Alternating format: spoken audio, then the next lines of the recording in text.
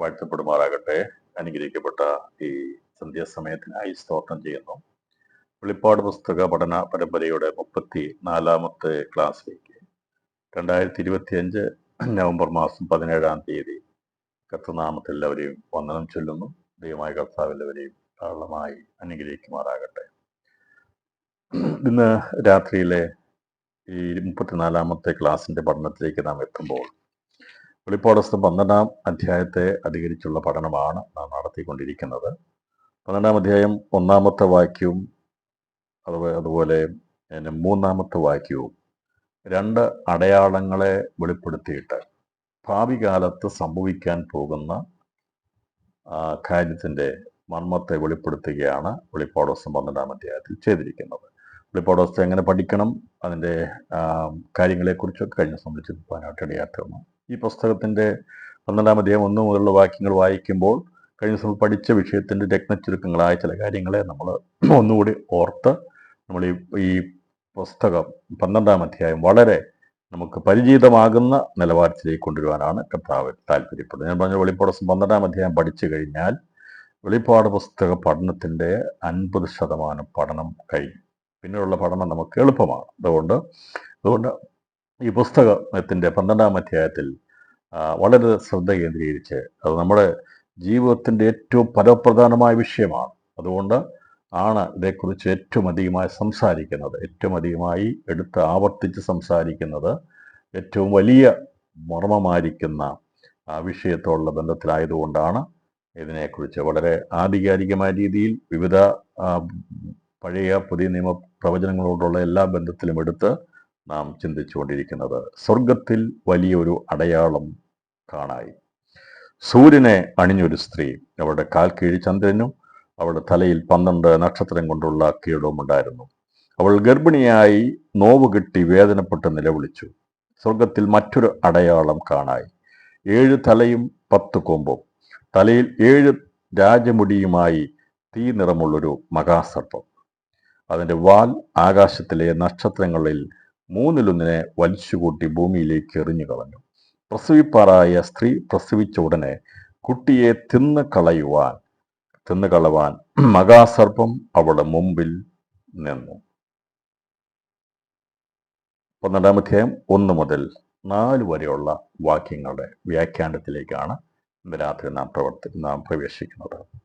ഇതിൽ വളരെ അധികമായി വലിയൊരു അടയാളമായി കണ്ടിരിക്കുന്നതും മറ്റൊരു അടയാളമായി പറയും. വലിയ അടയാളം എന്ന് പറയുന്നത് അത് ആത്മീയ വിഷയത്തോടുള്ള ബന്ധത്തിൽ തേജസ്സിനോടുള്ള ബന്ധത്തിലുള്ള കാര്യമാണ് വലിയ അടയാളം. മറ്റൊരു അടയാളം എന്ന് പറഞ്ഞാൽ അത് പ്രസക്തമായിട്ടുള്ളതല്ല, അത് ദൈവികമായി പ്രസക്തമായിട്ടുള്ളതല്ല, അത് പൈശാചികമാണ്. എന്നാൽ അതിനെയും വെളിപ്പെടുത്തുകയാണ്. രണ്ട് അടയാളത്തിലൂടെ മാനവവംശത്തോടുള്ള ബന്ധത്തിലെ സുപ്രധാനമായ കാര്യത്തെ വെളിപ്പെടുത്തുകയാണ് ഇവിടെ ദൈവത്തിൻ്റെ പരിശുദ്ധാത്മാവ് ചെയ്തിരിക്കുന്നത്. അതിൽ നമുക്ക് ഈ സൂര്യനെ അണിഞ്ഞൊരു സ്ത്രീ, അവളുടെ കാൽ കീഴ് ചന്ദ്രൻ, അവളുടെ തലയിൽ 12 നക്ഷത്രം കൊണ്ടുള്ള കിരീടം ഉണ്ടായിരുന്നു എന്നതിനെക്കുറിച്ചുള്ള പഠനം നാം ഇതിനോടകം പഠിച്ചിട്ടുണ്ട്. പക്ഷേ എനിക്കറിയാം നിങ്ങൾക്കത് വേണ്ടതുപോലെ മനസ്സിലായിട്ടില്ല എന്നെനിക്കറിയാം. കാരണം അത് സങ്കീർണമായ ഒരു വിഷയമായതുകൊണ്ട് അത്ര പെട്ടെന്ന് ആർക്കും അതങ്ങോട്ട് ഉൾക്കൊണ്ടു പോകാനായിട്ട് കഴിയത്തില്ല. അത് സ്വാഭാവികമാണ്. എന്നാൽ തുടർന്ന് നമ്മൾ മനസ്സിലാക്കുമ്പോൾ, പഠിക്കുമ്പോൾ ഈ വിഷയത്തിൻ്റെ കൂടുതൽ സ്വാധീനത നമുക്ക് മനസ്സിലാക്കുകയും ഒന്നൊന്നായി കാര്യങ്ങളെ മനസ്സിലാക്കിയെടുക്കാനായിട്ടും സാധിക്കും. അതുകൊണ്ട് ഒരു പ്രാവശ്യം കേട്ടതുകൊണ്ട് ഞാൻ പറഞ്ഞു പോയതെല്ലാം ഉള്ളിൽ സംഗ്രഹിച്ച് അതുപോലെ തന്നെ ആവർത്തിച്ച് പറയാനായിട്ട് കഴിയത്തില്ല. എന്നാൽ നാം കേൾക്കുന്ന കാര്യങ്ങളെ ഓർക്കാൻ തക്കവണ്ണം പരിശുദ്ധാത്മാവ് നമുക്ക് വീണ്ടും കൃപ ചെയ്യും. കേൾക്കുന്ന വചനങ്ങളെ ധ്യാനിക്കുക എന്ന് പറയും, അതിനെ നമ്മൾ ചിന്തിക്കുക എന്ന് പറയും. അത് വളരെ ആവശ്യമുള്ള കാര്യമാണ്. അപ്പം നമുക്കറിയാം, ഈ അയവറക്കുന്ന മൃഗങ്ങളുടെ പ്രത്യേകത അറിയാം, ഞാനത് പറയേണ്ട ആവശ്യമില്ല. അത് തിന്നാൻ പോകുമ്പം അങ്ങ് തിന്നും, കാരണം അതിൻ്റെ ആ സമയത്ത് കഴിക്കും. പിന്നീടാണ് അത് അയവറക്കുന്നത് എന്ന് പറഞ്ഞ പോലെ ബൈബിൾ സ്റ്റഡിയിലും മെസ്സേജ് കേൾക്കുമ്പോഴൊക്കെ നമ്മളത് മുഴുവൻ ശേഖരിക്കണം. അത് നമ്മുടെ ഹൃദയത്തിൽ പോയിട്ട് നാം അതിനെ വീണ്ടും അയവറക്കണം. അതിനെയാണ് മെഡിറ്റേറ്റ് ചെയ്യുക എന്ന്, വചനം ധ്യാനിക്കുക എന്ന് പറയുന്നത്. അത് മെസ്സേജ് ആകട്ടെ, നമ്മൾ വായിച്ച വചനമാകട്ടെ, കേട്ട വചനമാകട്ടെ, എന്താണെങ്കിലും നമ്മുടെ ഹൃദയത്തിൽ വീണിരിക്കുന്നത് അത് നമ്മൾ ഹൃദയത്തിൽ നിന്ന് എടുത്ത് വീണ്ടും റീതിങ്ക് ചെയ്യുന്നതിനെയാണ് നാം ധ്യാനിക്കുക അഥവാ മെഡിറ്റേറ്റ് ചെയ്യുക എന്നതുകൊണ്ട് അർത്ഥമാക്കുന്നത്. അയവറക്കുന്ന മൃഗങ്ങൾക്ക് അതിൻ്റെ വയറിൻ്റെ ഉദരത്തിൽ പോകുന്ന ആഹാരമാണ് അത് എടുത്ത് വീണ്ടും അത് എന്ത് ചെയ്യുന്നത്, ചവച്ച് നന്നായി അരച്ച് അത് ദഹനത്തിന് വേണ്ടി അത് കൊടുക്കുന്നതെങ്കിൽ അത് ആ പുല്ല് തിന്നാൻ പറ്റുന്ന സമയത്ത് വേഗത്തിൽ കഴിക്കും. കാരണം അതിനെ പിടിച്ചുകൊണ്ട് പോകും, അല്ലെങ്കിൽ അങ്ങനെയുള്ള ഇതൊക്കെ വരും, വന്യമൃഗങ്ങൾക്ക് വരുമ്പോൾ അതിനങ്ങനെ മേഞ്ഞു നിൽക്കാൻ പറ്റത്തില്ല. കിട്ടുന്ന സമയം കൊണ്ട് കഴിക്കുക, പിന്നീടാണത് ദഹിക്കാൻ വേണ്ടി ആഹാരത്തെ വീണ്ടും എന്ത് ചെയ്യുന്നത്, റീപ്രോസസ് ചെയ്യുന്നത്. എന്നാൽ ദൈവവചനം എന്നുള്ളത് നമ്മൾ കേൾക്കുന്ന വചനങ്ങളെ നമ്മുടെ ഹൃദയത്തിലാണ് വീഴുന്നത്. ഹൃദയത്തിൻ്റെ അകത്ത് വീഴുന്ന വചനത്തെ നാം വേണ്ട സമയങ്ങളിൽ നമ്മളതേക്കുറിച്ച് ചിന്തിച്ച് അതിനെ ധ്യാനിക്കുന്നതിനെയാണ് വചനധ്യാനം, അല്ലെങ്കിൽ വചനത്തെ ധ്യാനിക്കുക, മെഡിറ്റേറ്റ് ചെയ്യുക എന്നുള്ളത് ഇവിടെ പറഞ്ഞിരിക്കുന്നത്. അപ്പോൾ പറയുകയും കേൾക്കുകയും ചെയ്യുന്ന വചനങ്ങളെ വീണ്ടും വീണ്ടും സമയം കിട്ടുമ്പോഴൊക്കെ, യാത്ര ചെയ്യുമ്പോഴോ ഫ്രീ ആയ സമയം കിട്ടുമ്പോഴൊക്കെ നമ്മളത് ധ്യാനിക്കുന്നത് നമ്മുടെ ജീവിതത്തിൻ്റെ അനുഗ്രഹമാണ്, സന്തോഷമാണ്. പ്രത്യേകിച്ച് ഉറക്കം വരാത്ത ആരെങ്കിലും ഉണ്ടെങ്കിൽ, ഉറങ്ങാൻ കിടന്നിട്ട് ഉറക്കം വരാൻ കഴിയുന്നില്ലെങ്കിൽ ഒറ്റ കാര്യം ചെയ്താൽ മതി, വചനമൊക്കെ ധ്യാനിച്ചാൽ മതി. കേട്ട വചനങ്ങൾ അതേക്കുറിച്ച് കേട്ട് കഴിഞ്ഞ് നമ്മൾ ധ്യാനിച്ചു കഴിഞ്ഞാൽ നമ്മുടെ മനസ്സമാധാനം, നമുക്ക് സമയം വെറുതെ പോകത്തില്ല. വെറുതെ അത് മജ്ഞയും മേധസ്സും കൊണ്ടുവന്ന പോലെ തൃപ്തിപ്പെടുത്തും നമ്മുടെ അസ്ഥികൾക്കകത്തേക്ക് വചനം ചെല്ലാൻ. അപ്പം എപ്പോഴും ഈ നമ്മുടെ സമയത്തെ നാം യൂട്ടിലൈസ് ചെയ്യാൻ സാധിക്കും. കേൾക്കുന്നത് നമുക്കത് മനസ്സിലായിട്ടില്ലെങ്കിൽ അതിൻ്റെ കാരണങ്ങൾ മനസ്സിലാക്കാനും ചിന്തിക്കാൻ ഞാനൊരു മെത്തേഡ് പറയുന്നതാണ്. അപ്പം ദൈവവചനമായിട്ട് നാം ബന്ധപ്പെട്ട് നിൽക്കാമെങ്കിൽ മറ്റ് ചിന്തകൾ നമ്മളെ വരത്തില്ല, നമ്മളിലേക്ക് ശത്രുവിന് അടുത്ത് വരാൻ കഴിയത്തില്ല. അത് നമ്മുടെ ഹൃദയത്തിൽ എപ്പോഴും ദൈവത്തിൻ്റെ വചന ചിന്തയും കാര്യങ്ങളും നമ്മെ ഭരിക്കാൻ വേണ്ടി നമുക്ക് ഏൽപ്പിച്ചു കൊടുക്കാൻ കർത്താവ് സഹായിക്കട്ടെ. അപ്പോൾ ഇവിടെ സ്വർഗത്തിൽ വലിയൊരാൾ ഇതുവരെ സംഭവിച്ചിട്ടില്ല, നാം സംഭവിക്കാൻ പോകുന്നൊരു കാര്യമാണ്. ഒരു വലിയൊരു അടയാളം കാണായി എന്ന് പറഞ്ഞു കഴിഞ്ഞാൽ എല്ലാവർക്കും കാണാൻ പറ്റുന്ന അല്ലത്. ഇതിനെ ആലങ്കാര്യം എന്ന് പറഞ്ഞാൽ ഉപമാപരമായിട്ട് തന്നെ വെളിപ്പെടുത്തിയിരിക്കുന്നതാണത്. നമുക്കറിയാം, വെളിപ്പാട് പറഞ്ഞിരിക്കുന്ന എല്ലാ കാര്യങ്ങളും നമുക്ക് മനസ്സിലാകാവുന്ന, മനുഷ്യൻ മനസ്സിലാകാവുന്ന ഭാഷയിൽ അതിനെ വെളിപ്പെടുത്തിയിരിക്കുകയാണ്. അതല്ലാതെ ഇങ്ങനെ ഒരു സ്ത്രീ അവിടെ സൂര്യനെ അണിഞ്ഞു നിൽക്കുന്നതായിട്ടൊന്നും അല്ല എൻ്റെ ഉദ്ദേശം. ഉദ്ദേശം എങ്ങനെയല്ല. ഇപ്പം നമ്മൾ വെളിപ്പാട് 20-ാം അധ്യായമൊക്കെ വായിക്കുമ്പോൾ, 21-ാം അധ്യായമൊക്കെ വായിക്കുമ്പോൾ സ്വർണം, തെരുവീതികളെക്കുറിച്ചും രത്നങ്ങളെക്കുറിച്ചൊക്കെ അവിടെ സ്വർണ്ണമോ രത്നമൊന്നും ഇല്ല. പക്ഷെ തേജസ്സിനെ വെളിപ്പെടുത്താൻ വേണ്ടി പറഞ്ഞതേ ഉള്ളൂ. അല്ലാതെ സ്വർഗത്തിൽ സ്വർണമോ രക്തങ്ങളോ അവിടെ ഉണ്ടെന്ന് പറഞ്ഞുകൊണ്ട് ഇപ്പം സ്വർണ്ണയിടാനൊന്നും വേണ്ടി ആരും പോകണ്ട. അതല്ല അവിടെ പറഞ്ഞിരിക്കുന്നത്. നമുക്ക് മനസ്സിലാകാൻ പറ്റുന്ന സ്വർണം അല്ലെങ്കിൽ രത്നങ്ങൾ, അങ്ങനെയുള്ള കാര്യങ്ങൾ പറഞ്ഞാലേ നമുക്ക് മനസ്സിലാൻ പറ്റുള്ളൂ. അതല്ലാതെ അവിടുത്തെ സ്വർഗീയ കാര്യങ്ങളെ നമ്മളോട് അതേ രീതിയിൽ പറഞ്ഞാൽ എന്ത് മനസ്സിലാകും? നമുക്കൊന്നും ഇത് തന്നെ ഇങ്ങനെ പറഞ്ഞിട്ട് തന്നെ മനസ്സിലാകുന്നില്ല. പിന്നെ അങ്ങനെ കൂടി പറഞ്ഞെങ്കിൽ എങ്ങനെ മനസ്സിലാകും? അതുകൊണ്ടാണ് കർത്താവ്, സ്വർഗത്തിൽ നിന്ന് വന്ന കർത്താവ് സ്വർഗീയ കാര്യങ്ങളെ നമുക്ക് മനസ്സിലാകാവുന്ന രീതിയിൽ വെളിപ്പെടുത്തി തരുവാനായിട്ട് ഇടയാക്കുന്നത്. സ്വർഗത്തിലുള്ള കാര്യങ്ങളെയാണ് നമുക്കത് മനസ്സിലാകാവുന്ന ഭാഷയിൽ ദൈവം നമ്മളോട് സംസാരിക്കുന്നതാണ് പ്രവചനങ്ങളും ഈ വെളിപ്പാട് പുസ്തകത്തിലൊക്കെ പറഞ്ഞിരിക്കുന്ന കാര്യങ്ങൾ. അപ്പോൾ ഇത് നമുക്കത് മനസ്സിലാകത്തക്ക രീതിയിൽ, വ്യാഖ്യാനിച്ചെടുക്കത്തക്ക രീതിയിലാണ് ഇതിനെ ദൈവം അത് നമുക്ക് വേണ്ടി അതിനെ ഒരുക്കി വെച്ചിരിക്കുന്നത്. ഇത് ഇവിടെ പറഞ്ഞിരിക്കുന്നത് ഒരു വലിയൊരു അടയാളം കാണായി. അപ്പോൾ ഈ അടയാളം എന്താണ് എന്ന് ചോദിക്കുമ്പോൾ, വലിയൊരു അടയാളം യേശുക്രിസ്തു ജനത ഒരു ഏറ്റവും വലിയ സുപ്രധാന അടയാളമായിരുന്നു. നമ്മൾ ചിന്തിച്ചിരുന്നു, കന്യകഗർഭിണിയായ ഒരു മകനെ പ്രസവിക്കുന്നു പറഞ്ഞിരിക്കുന്നത് ഏറ്റവും സുപ്രധാനമായ ഒരു അടയാളമായിരുന്നു അത് സംഭവിക്കാനിടയാത്തത്. മറ്റൊരു വലിയ അടയാളം എന്ന് പറഞ്ഞിരിക്കുന്നത് ഇവിടെ ഈ ഒരു സ്ത്രീയോടുള്ള ബന്ധത്തിൽ വെളിപ്പെടുത്തിയിരിക്കുന്നത് മീതെയുള്ള യെരൂശലേമാകുന്നു എന്നുള്ളത് നാം കഴിഞ്ഞ ദിവസം ചിന്തിപ്പാനായിട്ട് നമ്മൾ ചിന്തിച്ചിരുന്നു. അപ്പോൾ ഇതില് ഇവിടെ പ്രസ്താവിച്ചിരിക്കുന്ന സ്ത്രീ എന്നുള്ളത് കേവലം ഒരു സ്ത്രീയോ അല്ലെങ്കിൽ ഉള്ള ഒരു സ്ത്രീ അല്ല ഇവിടെ വെളിപ്പെടുത്തിയിരിക്കുന്നത്. ഇതിനെ വെളിപ്പെടുത്തിയിരിക്കുന്നത് മീതെയുള്ള യെരൂശലേമിനെയാണ് വെളിപ്പെടുത്തിയിരിക്കുന്നത്. ഇവിടെ സൂര്യനെയും ചന്ദ്രനെയും അതുപോലെ 12 നക്ഷത്രങ്ങളെയും വെളിപ്പെടുത്തിയിരിക്കുന്നത് 3 പുനരുത്ഥാനങ്ങളെ വെളിപ്പെടുത്താൻ വേണ്ടിയാണ്. ഈ 3 സൃഷ്ടികളെ, സ്വർഗീയ സൃഷ്ടികളായിരിക്കുന്ന സൂര്യ, ചന്ദ്ര, നക്ഷത്രങ്ങളെ വെളിപ്പെടുത്തിയിരിക്കുന്നത് ഇനി സംഭവിപ്പാൻ നടക്കേണ്ടുന്ന 3 പുനരുത്ഥാനങ്ങളെയാണ് ഇതിൽ വളരെ മർമ്മമായി ആലേഖനം ചെയ്തു വെച്ചിരിക്കുന്നത്. 3 പുനരുത്ഥാനങ്ങൾ എന്ന് പറഞ്ഞാൽ 3 ഘട്ടങ്ങളിലായി സ്വർഗീയ തേജസ് പ്രാപിക്കേണ്ട വിശുദ്ധന്മാരുടെ പുനരുത്ഥാനം പ്രാപിക്കുന്നതിനെ പ്രതിനിധീകരിക്കാൻ വേണ്ടിയാണ് സൂര്യ ചന്ദ്ര നക്ഷത്രങ്ങളോടുള്ള ബന്ധത്തിൽ, സ്വർഗീയ ശരീരങ്ങളോടുള്ള ബന്ധത്തിൽ ഇവിടെ ഇതിനെ വെളിപ്പെടുത്തിയിരിക്കുന്നത്, ഈ സ്ത്രീയെ വെളിപ്പെടുത്തിയിരിക്കുന്നത്. അതാണ് ഇതിൻ്റെ മർമ്മം. അപ്പോൾ എത്ര പുനരുത്ഥാനങ്ങളുണ്ട് എന്ന് ചോദിച്ചാൽ പലർക്കും അത് വാസ്തവത്തിൽ ശരിയായ രീതിയിൽ അറിയത്തില്ല. ഞാൻ പുനരുത്ഥാനത്തെക്കുറിച്ച് വേഗത്തിൽ ഒരു ചെറിയ ഒരു മെസ്സേജ് പറയാൻ താല്പര്യപ്പെടുകയാണ്. അപ്പോൾ ഈ 5 പുനരുത്ഥാനങ്ങളാണ് പുതിയ നിയമത്തിൽ വെളിപ്പെടുത്തിയിരിക്കുന്ന 5 പുനരുത്ഥാനങ്ങളാണ്. അതിൽ ഒന്നാമത്തത് കഴിഞ്ഞു പോയ കാര്യമാണ്. അത് ഞാൻ പറയും ഒന്നാമത്തെ പുനരുത്ഥാനമല്ല.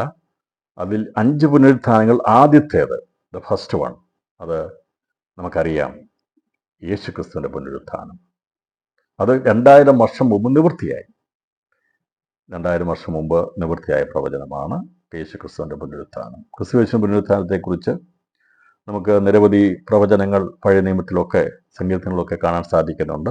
അത് നിവൃത്തീകരിക്കപ്പെടേണ്ട സമയത്ത് നിവൃത്തീകരിക്കപ്പെടും. അപ്പോൾ ഒന്നാമത്തെ കാര്യം, 5 പുനരുത്ഥാനങ്ങളിലെ പ്രാരംഭമായിട്ടുള്ള പുനരുത്ഥാനം, അത് മരിച്ചവരുടെ ഇടയിൽ നിന്നുള്ള ക്രിസ്തുയേശുവിൻ്റെ പുനരുത്ഥാനമാണ്. ഇതിൻ്റെ അകത്ത് ആർക്കും ഒരു സംശയമോ ചോദ്യങ്ങളോ ഉണ്ടാകുകയില്ല എന്ന് ഞാൻ പൂർണ്ണമായിട്ട് വിശ്വസിക്കുന്നു. യേശു ക്രിസ്തു പുനരുത്ഥാനം പ്രാപിച്ചിട്ടില്ല എന്ന് ആരും പറയത്തില്ല. വിശ്വാസത്തിലായിരിക്കുന്ന ആരും തന്നെ അങ്ങനെ പറയത്തില്ല. അപ്പോൾ നമുക്കതെല്ലാവർക്കും അറിയാവുന്ന കാര്യം. അപ്പോൾ അവൻ പുനരുത്ഥാനം പ്രാപിച്ചത് കർത്താവ് പറഞ്ഞു, മരിച്ചവരെന്ന് പുനരുത്ഥാനം മനുഷ്യപുത്രൻ പ്രാപിക്കുന്നവരെ നിങ്ങൾ അതാരോടും പറയരുതെന്ന് പറയാൻ മറുപടി ഇറങ്ങി വരുന്ന സമയത്ത് യേശുവിൻ്റെ രൂപാന്തരത്തെ കണ്ടിട്ട് വെളി വന്നപ്പോൾ കർത്താവ് പറഞ്ഞു, ഇതാരോടും പറയരുത്, ഞാൻ മരിച്ചവരെന്ന് പുനരുത്ഥാനം പ്രാപിച്ച ശേഷമേ പറയാവുള്ളൂ. എന്നാൽ പഴയ നിയമത്തിൽ അങ്ങനെ പുനരുത്ഥാനങ്ങൾ എന്ന് പറഞ്ഞാൽ ഇങ്ങനെ യേശുക്രിസ്തു പുനരുത്ഥാനം പ്രാപിച്ച പോലെയോ നമ്മൾ പുനരുത്ഥാനം പ്രാപിക്കുന്ന പോലെ ഇനി വരാൻ പോകുന്ന പുനരുത്ഥാനത്തെക്കുറിച്ചുള്ള പുനരുത്ഥാനം നടന്നിട്ടില്ല. അവിടെ നടന്ന പുനരുത്ഥാനം എന്ന് പറഞ്ഞാൽ അത് എലീശായുടെ ശരീരത്തിന്മേൽ അസ്ഥികളിന്മേൽ തൊട്ടപ്പോൾ പുനരുത്ഥാനം പ്രാപിച്ച ഒരാൾ ജീവനോട് എഴുന്നേറ്റായിട്ട് നമുക്ക് കാണാൻ സാധിക്കുന്നുണ്ട്. പഴയ നിമിത്തം അങ്ങനെ ചില പുനരുത്ഥാനം നടന്നിട്ടുണ്ട്. അപ്പം നിങ്ങൾ പെട്ടെന്ന് സംശയം വരരുത്, പുതിയ നിയമത്തിൽ അല്ലല്ലോ പുനരുത്ഥാനം നടന്നത്, പഴയ നിയമത്തിലുണ്ടല്ലോ. പഴയ നിയമത്തിൽ നമുക്ക് ഏലിയാവ് ഒക്കെ ചിലരെ അങ്ങനെ എലീശ പ്രവാചകൻ ഒരു ശൂന്യം കാര്യത്തിൽ മകനെ പുനരുത്ഥാനം ചെയ്തിട്ടുണ്ട്. ഏലിയാവല്ല, എലീശ മരിച്ചു കഴിഞ്ഞപ്പോൾ അവൻ്റെ അസ്ഥിയിൽ തൊട്ട് പുനരുത്ഥാനം പ്രാപിച്ചിട്ടുണ്ട്. അങ്ങനെ ചില പുനരുത്ഥാനം, പക്ഷെ അത് തേജസ്സിൻ്റെ പുനരുത്ഥാനങ്ങളല്ല. എങ്കിൽ എന്ന് പറഞ്ഞാൽ നിത്യതയോടുള്ള ബന്ധത്തിലുള്ള പുനരുത്ഥാനമല്ല. നിത്യതയോടുള്ള പുനരുത്ഥാനമല്ല പഴയ നിയമത്തിൽ നടന്നിരിക്കുന്നത്. അപ്പോൾ മനസ്സിലാകണം, നിത്യതയോടുള്ള ബന്ധത്തിലുള്ള പുനരുത്ഥാനമുണ്ട്, നിത്യത അല്ലാത്ത പുനരുത്ഥാനമുണ്ട്. അപ്പോൾ യേശു ക്രിസ്തു ലാസറിനെ ഉയർപ്പിച്ചു, നിത്യതയോടുള്ള ബന്ധത്തിലുള്ള പുനരുത്ഥാനമല്ല. യായിറോസിന്റെ മകളെ പുനരുത്ഥാനം ചെയ്തു, അത് നിത്യതയോടുള്ള ബന്ധത്തിലുള്ള പുനരുത്ഥാനമല്ല. അത് ഈ ലോകത്തിലെ ജീവിതത്തോടുള്ള ബന്ധമുള്ള പുനരുത്ഥാനം. അവർ വീണ്ടും മരിക്കുവാനിടയാത്തും. അപ്പം ഈ പറഞ്ഞ കാര്യം പ്രത്യേകം ശ്രദ്ധിക്കണം. പുനരുത്ഥാനങ്ങൾ എന്ന് പറയുമ്പോൾ പഴയ നിയമത്തിൽ മരിച്ചവർ ഉയർത്തിട്ടുണ്ടല്ലോ, മരിച്ചവരെ ഉയർപ്പിച്ച് കിട്ടിയിട്ടുണ്ടല്ലോ.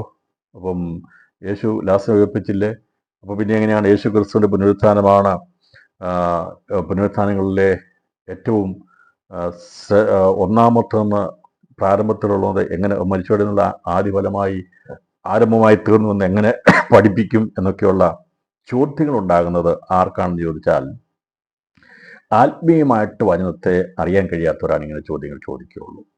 അപ്പോൾ അവർക്കായിരിക്കും എടുത്തു വെച്ച് വേണമെങ്കിൽ ചോദിക്കുക, നമ്മൾ പറയും യേശു ക്രിസ്തുവാണ് മരിച്ചവരുന്ന ആദ്യത്തെ അവനാണ് മരിച്ചവരുന്ന ആദിഫലം എന്ന് പറഞ്ഞു കഴിഞ്ഞാൽ പിള്ളയെ പറയും മരിച്ചവരുന്ന പുനരുത്ഥാനം പ്രാപിച്ചതിൽ ആദ്യം യേശുവല്ല, പഴയ നിയമത്തിൽ ആൾക്കാരുണ്ട് എന്ന് പറഞ്ഞ് നിരത്തുവാൻ സാധിക്കും, പുതിയ നിരത്താൻ സാധിക്കും. എന്നാൽ അവർക്കതിൻ്റെ ആത്മീയ ജ്ഞാനം അറിയാത്തതുകൊണ്ടാണ്. അപ്പോൾ ഇവിടെ പുനരുത്ഥാനം എന്ന് നമ്മൾ ഉദ്ദേശിക്കുന്നത് നിത്യതയോടുള്ള എന്താ പറഞ്ഞാൽ പിന്നീട് അങ്ങനെ പിന്നെ മരിക്കത്തില്ല, അത് അൾട്ടിമേറ്റ് ആണ്, അത് തീരുന്നതാണ്. ഇപ്പോൾ യേശു ക്രിസ്തു മരിച്ച് അടക്കപ്പെട്ട് ഉയർത്തെഴുന്നേറ്റ് ഇനി അവൻ മരിക്കുകയില്ല.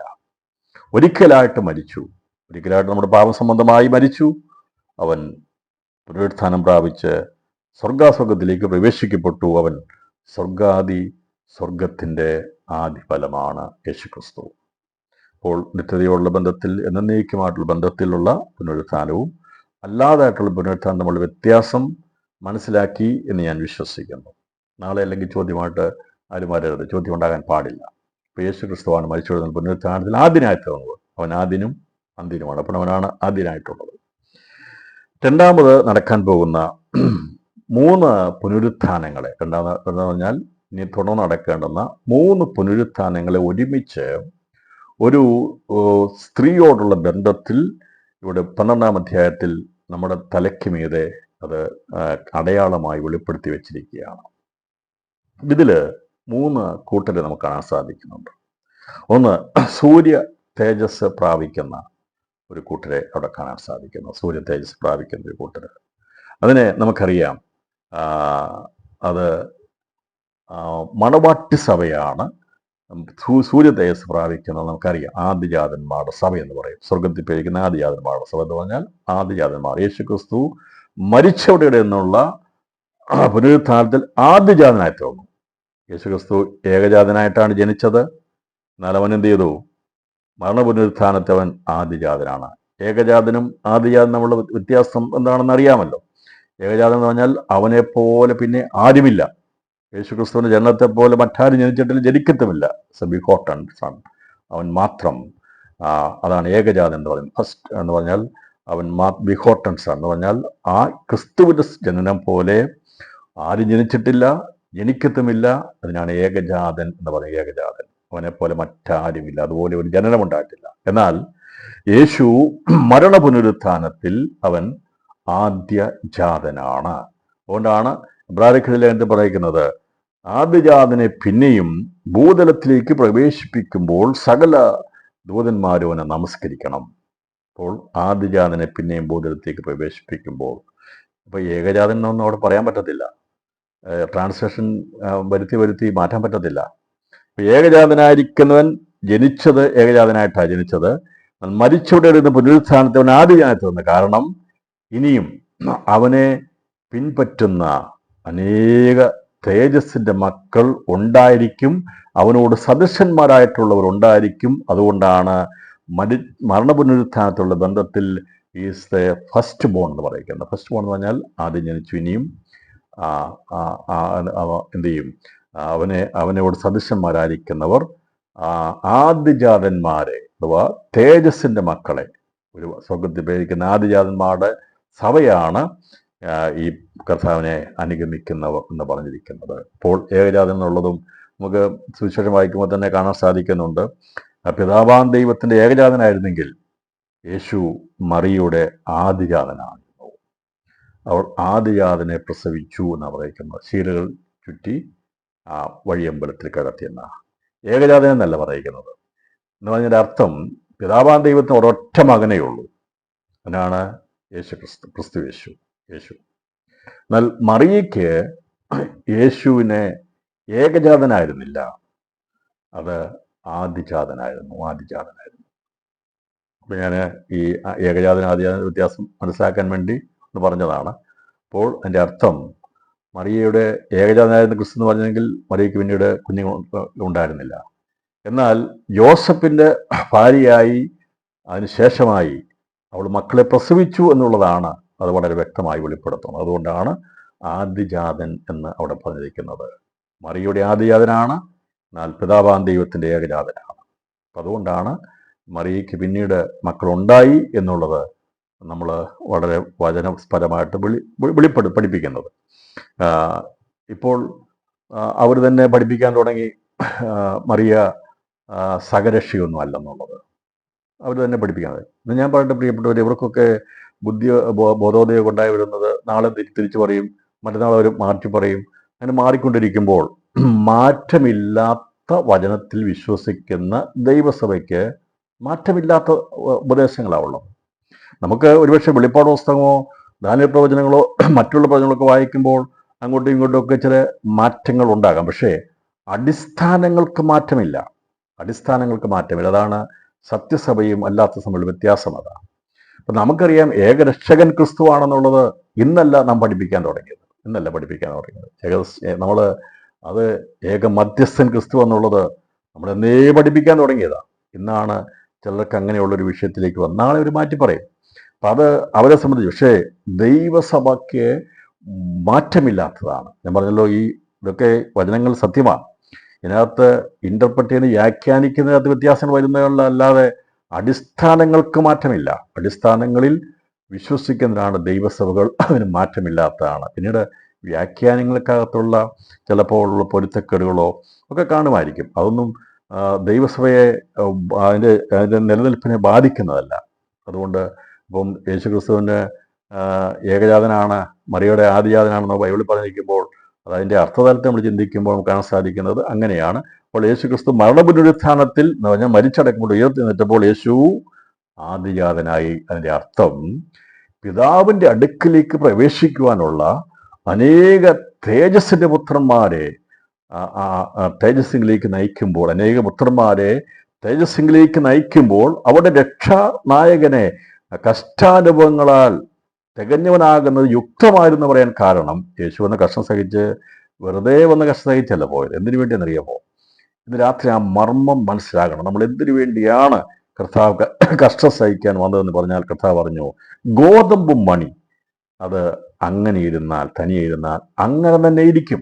യേശു ക്രിസ്തുവിന് വേണമെങ്കിൽ വചനമാം ദൈവത്തിന് സ്വർഗാസ്വർഗത്തിൽ പിതാവിനോടുകൂടെ പരിശുദ്ധാത്മാവിനോടുകൂടെ നിത്യം വസിക്കാം, അവിടെ വസിക്കാം. എന്നാൽ ഈ ഗോതമ്പ് മണിയായിരിക്കുന്ന ക്രിസ്തുവിനെ ലോകത്തിലേക്ക് ഇട്ടത് അനേക ഗോതമ്പ് മണികൾ അതിൽ നിന്ന് ഉളവാകാൻ വേണ്ടിയാണ്. അപ്പോൾ ക്രിസ്തു മുഖാന്തരമായി ഉളവാക്കിയെടുക്കപ്പെട്ട ആ ആദ്യ ജാതന്മാരുടെ സഭ, അതിനെയാണ് ഏറ്റവും ശ്രേഷ്ഠമേറിയ എന്ന് പറയുന്നത്. ഞാൻ ഇന്ന് രാത്രിയിൽ ഫോക്കസ് ചെയ്ത് സംസാരിക്കാൻ ആഗ്രഹിക്കുന്നത്, സ്വർഗീയ സിംഹാസനത്തിൽ ഇരിക്കാൻ അധികാരമുള്ള മഹാഭാഗ്യം ലഭിച്ച ഒരു കൂട്ടം ജനത്തെ വെളിപ്പെടുത്തുകയാണ് വെളിപ്പാട് പുസ്തകം 12-ാം അധ്യായം. അപ്പോൾ യേശുക്രിസ്തു തനിയെ ഇരിക്കാതെ അത് നിലത്ത് വീണ് ചത്തുവെങ്കിലോ വളരെ ഫലം കായ്ക്കും. അപ്പോൾ ക്രിസ്തുവിനെ ഈ ഭൂമിയാകുന്ന മണ്ണിലേക്ക് പിതാവാം ദൈവം ഇറക്കി വിട്ടത്, അവനിവിടെ വീണ് മരിച്ചു കഴിയുമ്പോൾ, അവൻ ഉയർക്കപ്പെട്ട് കഴിയുമ്പോൾ അവനിൽ അനേക മണികൾ ഉളവാകുവാൻ ഇടയാത്തരും. ദൈവത്തിൻ്റെ പരിജ്ഞാനമാണത്. അപ്പം അതുകൊണ്ട് ക്രിസ്തുവിനോട് സദൃശന്മാരായിരിക്കുന്നവരെ സൃഷ്ടിച്ചെടുക്കുക എന്ന ദൗത്യമാണ് പരിശുദ്ധാത്മാവ് കഴിഞ്ഞ 2000 വർഷമായി ചെയ്തുകൊണ്ടിരിക്കുക. അതിൻ്റെ പൂർത്തീകരണത്തിലേക്ക് എത്തുവാനുള്ള സമയമാകുമ്പോൾ ഉണ്ടാകാൻ പോകുന്ന 2 അടയാളങ്ങളാണ് വെളിപ്പാട് പുസ്തകം 12-ാം അധ്യായത്തിൽ രേഖപ്പെടുത്തിയിരിക്കുന്നത്. എന്ന് പറഞ്ഞാൽ പറയാം, പരിശുദ്ധാത്മാവ് ഈ കാലഘട്ടങ്ങളിൽ അവനോട് സദൃശന്മാരാകുന്നവരെ, അവരുടെ നമുക്കറിയാം 1-ാം നൂറ്റാണ്ട് മുതൽ നമുക്കറിയാം ഒരു മനുഷ്യൻ്റെ ലൈഫ് സ്പാൻ, അവൻ്റെ ജീവിതം ഏകദേശം 60, 70, 80 അല്ലെങ്കിൽ ഒരു വർഷമാണ് ഉള്ളത്. ഈ വർഷത്തിനുള്ളിൽ രക്ഷിക്കപ്പെട്ടവരിൽ ദൈവത്തിൻ്റെ തികവിലേക്ക് എത്തിച്ചേർന്ന നിരവധി ആൾക്കാരെ ആ ഗോതമ്പ് മണികൾ പോലെ തികവിലേക്ക് എത്തിച്ചിട്ടുണ്ട്. 1-ാം നൂറ്റാണ്ട് മുതൽ സ്തെഫാനോസിൽ നമുക്ക് കാണുവാൻ സാധിക്കും തികവിലേക്ക് കാണുന്ന പൗലോസ്, പത്രോസ്, അങ്ങനെയുള്ള അനവധി ഗോതമ്പ് മണികളെ ശേഖരിച്ച് 2000 വർഷമായപ്പോൾ ഇതിൻ്റെ അവസാനമായപ്പോൾ, ഇത് കൊയ്ത്തല്ല, കൊയ്ത്തും ഇത് വ്യത്യാസമുണ്ട്. ഇതെന്ന് പറഞ്ഞാൽ ഏറ്റവും ശ്രേഷ്ഠമേറിയ ആദ്യഫലത്തെ ശേഖരിക്കുന്നതാണിത്. ആദ്യഫലത്തെ പഴയ നിയമത്തിൽ പഠിക്കുകയാണെങ്കിൽ അവർ ഈ കൊയ്യുന്നതിന് മുമ്പായിട്ട് ആദ്യഫല കറ്റ കെട്ടി അവർ ദൈവത്തിൻ്റെ ആലയത്തിൽ കൊണ്ടുപോയി കിഴക്കോട്ടും തെക്കോട്ടും വടക്കോട്ടും പടിഞ്ഞാട്ടും കൊണ്ടുപോയി അതിനെ നിരാജനം ചെയ്യുന്ന കാര്യത്തെക്കുറിച്ച് പഴയ നിയമത്തിൽ ദൈവപുസ്തകത്തിൽ പറഞ്ഞിട്ടുണ്ട്. അവർക്ക് പ്രമാണമായിരുന്നു ആദ്യത്തെ കറ്റ. അപ്പോൾ അത് യേശുക്രിസ്തുവിനുള്ള ബന്ധത്തിലുള്ള ആ കറ്റയുള്ള ബന്ധത്തിലാണ് വെളിപ്പെടുത്തിയിരിക്കുന്നത്. അപ്പോൾ അതുപോലെ ആദിജാതന്മാരുടെ സഭയെ ഇവിടുന്ന് കൊയ്തെടുക്കാൻ ഇവിടുന്ന് ദൈവം എടുക്കും. അതിനെയാണ് ഈ വെളിപ്പാട് പുസ്തകം 12-ാം അധ്യായത്തിൽ വെളിപ്പെടുത്തിയിരിക്കുന്നത്. ഞാനത് കൂടുതൽ കോംപ്ലിക്കേഷനിലേക്ക് പോകുന്നില്ല. നമുക്ക് ഇതിനോടുള്ള ബന്ധത്തിൽ പഴയ നിയമത്തിൽ കാര്യങ്ങളുണ്ട്. യേശുക്രിസ്തുവിൻ്റെ പുനരുത്ഥാനത്തെക്കുറിച്ച് നിലയായിട്ടുണ്ട്. അത് ആ കറ്റയുള്ള ബന്ധത്തിൽ ദൈവസഭയാകുന്ന മണവാട്ടിയോടുള്ള ബന്ധത്തിലുണ്ട്. എന്നാൽ അതിലേക്ക് നമ്മൾ പോകാതെ ഇവിടെ പറഞ്ഞിരിക്കുന്ന ഈ 2 അടയാളങ്ങളെ മനസ്സിലാക്കുമ്പോൾ ഇതെന്നാണ് വെളിപ്പെടുന്നത് എന്ന് ചോദിച്ചാൽ, എന്നാണ് വെളിപ്പെടുന്നത്? ദൈവത്തിൻ്റെ സിംഹാസനത്തിലേക്ക് എടുക്കപ്പെടാനുള്ള ഒരാൺകുട്ടി എന്നാണോ ഭൂമിയിൽ പരുവപ്പെടുന്നത്, ഇതിൻ്റെ അർത്ഥം എണ്ണം തികയപ്പെടുന്നത്, അന്നാണ് ഈ അടയാളം മധ്യാകാശത്തിൽ വെളിപ്പെടുന്നത്, സ്വർഗത്തിലുണ്ടാകുന്നത്. ഇപ്പൊ എന്താണ് അടയാളം? സൂര്യനെ അണിഞ്ഞൊരു സ്ത്രീ, ചന്ദ്രൻ കാൽ കീഴിൽ, തലയിൽ 12 നക്ഷത്രമുള്ള ഒരു നക്ഷത്രം, ഒരു കിരീടം വെച്ചിരിക്കുന്നു. ഇത് 3 പുനരുത്ഥാനങ്ങളാണ് പറയുമ്പോൾ യേശു ക്രിസ്തു പുനരുത്ഥാനത്തെ കുറിച്ച് നമ്മൾ പഠിച്ചു. രണ്ടാമത് നമ്മൾ മനസ്സിലായത്, ഇതിൻ്റെ അകത്തുനിന്ന് സൂര്യനെ അണിഞ്ഞൊരു തേജസ്സിന്റെ, സൂര്യ തേജസ്സുള്ള നിർമ്മലകന്യകയാകുന്ന ആദ്യജാതന്മാരുടെ സഭയെ ഈ സ്ത്രീ ഈ മീതെയുള്ള യെരൂശലേമിൽ നിന്ന് അതിൻ്റെ സമയത്ത് അത് വേദനപ്പെട്ട് പ്രസവിക്കും. അതിനെയാണ് മരിച്ചവരുടെ എന്നുള്ള പുനരുത്ഥാനം, അഥവാ യേശു ക്രിസ്തുവിന്റെ പുനരുത്ഥാനം പോലെ അതേ പുനരുത്ഥാനമാണ് നിർമ്മലകന്യയാകുന്ന മണവാട്ടി സഭയ്ക്കും കിട്ടാൻ പോകുന്നത്. അപ്പോൾ മണവാട്ടി സഭയുടെ പുനരുത്ഥാനം ഏത് എന്ന് ചോദിക്കുമ്പോൾ അത് ഫിലിപ്പ്യ ലേഖനത്തിന്റെ അടിസ്ഥാനത്തിൽ നമുക്ക് വളരെ വ്യക്തമായി പറയാൻ കഴിയും, മരിച്ചവരുടെ എന്നുള്ള പുനരുത്ഥാനമാണ്. അത് ഒന്നാമത്തെ പുനരുത്ഥാനമായിരുന്നെങ്കിൽ അവിടെ അങ്ങനെ പൗലോസ് എഴുതി വെക്കണം. എന്നാൽ ക്രിസ്തുവിന് ഉണ്ടായ അതേ പുനരുത്ഥാനത്തിന്റെ ആണ് മണവാട്ടി സഭയ്ക്കും ഉണ്ടാകാൻ പോകുന്നത്. ഫിലിപ്പിയ ലേഖനം എഴുതുമ്പോൾ പൗലോസ് അത് വളരെ ഗൗരവതയോടെ വെളിപ്പെടുത്തിയിരിക്കുകയാണ്. അതിൻ്റെ 11-ാം വാക്യം, 3-ാം അധ്യായം 11-ാം വാക്യമാണ് മണവാട്ടി സഭയുടെ പുനരുത്ഥാനം മരിച്ചവരുടെ എന്നുള്ള പുനരുദ്ധവ ക്രിസ്തുവിന്റെ പുനരുത്ഥാനത്തോട് തന്നെ സദൃശ്യപ്പെടുന്ന പുനരുത്ഥാനമാണ് മണവാട്ടി സഭയ്ക്ക് ലഭിക്കാൻ പോകുന്നത്, അഥവാ ആദിജാതന്മാരുടെ സഭയ്ക്ക് ലഭിക്കുന്നു എന്നുള്ളതിന്റെ തെളിവാണ് ഫിലിപ്പിയ ലേഖനം 3-ാം അധ്യായം 11-ാം വാക്യം ഇങ്ങനെ രേഖപ്പെടുത്തിയിരിക്കുന്നത്. അവന്റെ മരണത്തോട് അനുരൂപപ്പെട്ടിട്ട് അവനെയും അവന്റെ പുനരുത്ഥാനത്തിന്റെ ശക്തിയെയും അവന്റെ കഷ്ടാനുഭവങ്ങളുടെ കൂട്ടായ്മയും അനുഭവിച്ചറിയേണ്ടതിനും ഇങ്ങനെ വല്ല വിധേനയും മരിച്ചവരുടെ എന്നുള്ള പുനരുത്ഥാനം പ്രാപിക്കണം എന്ന് വെച്ചും ഞാൻ അവന്റെ നിമിത്തം എല്ലാം ഉപേക്ഷിച്ച് ചവറെന്ന് എണ്ണുന്നു.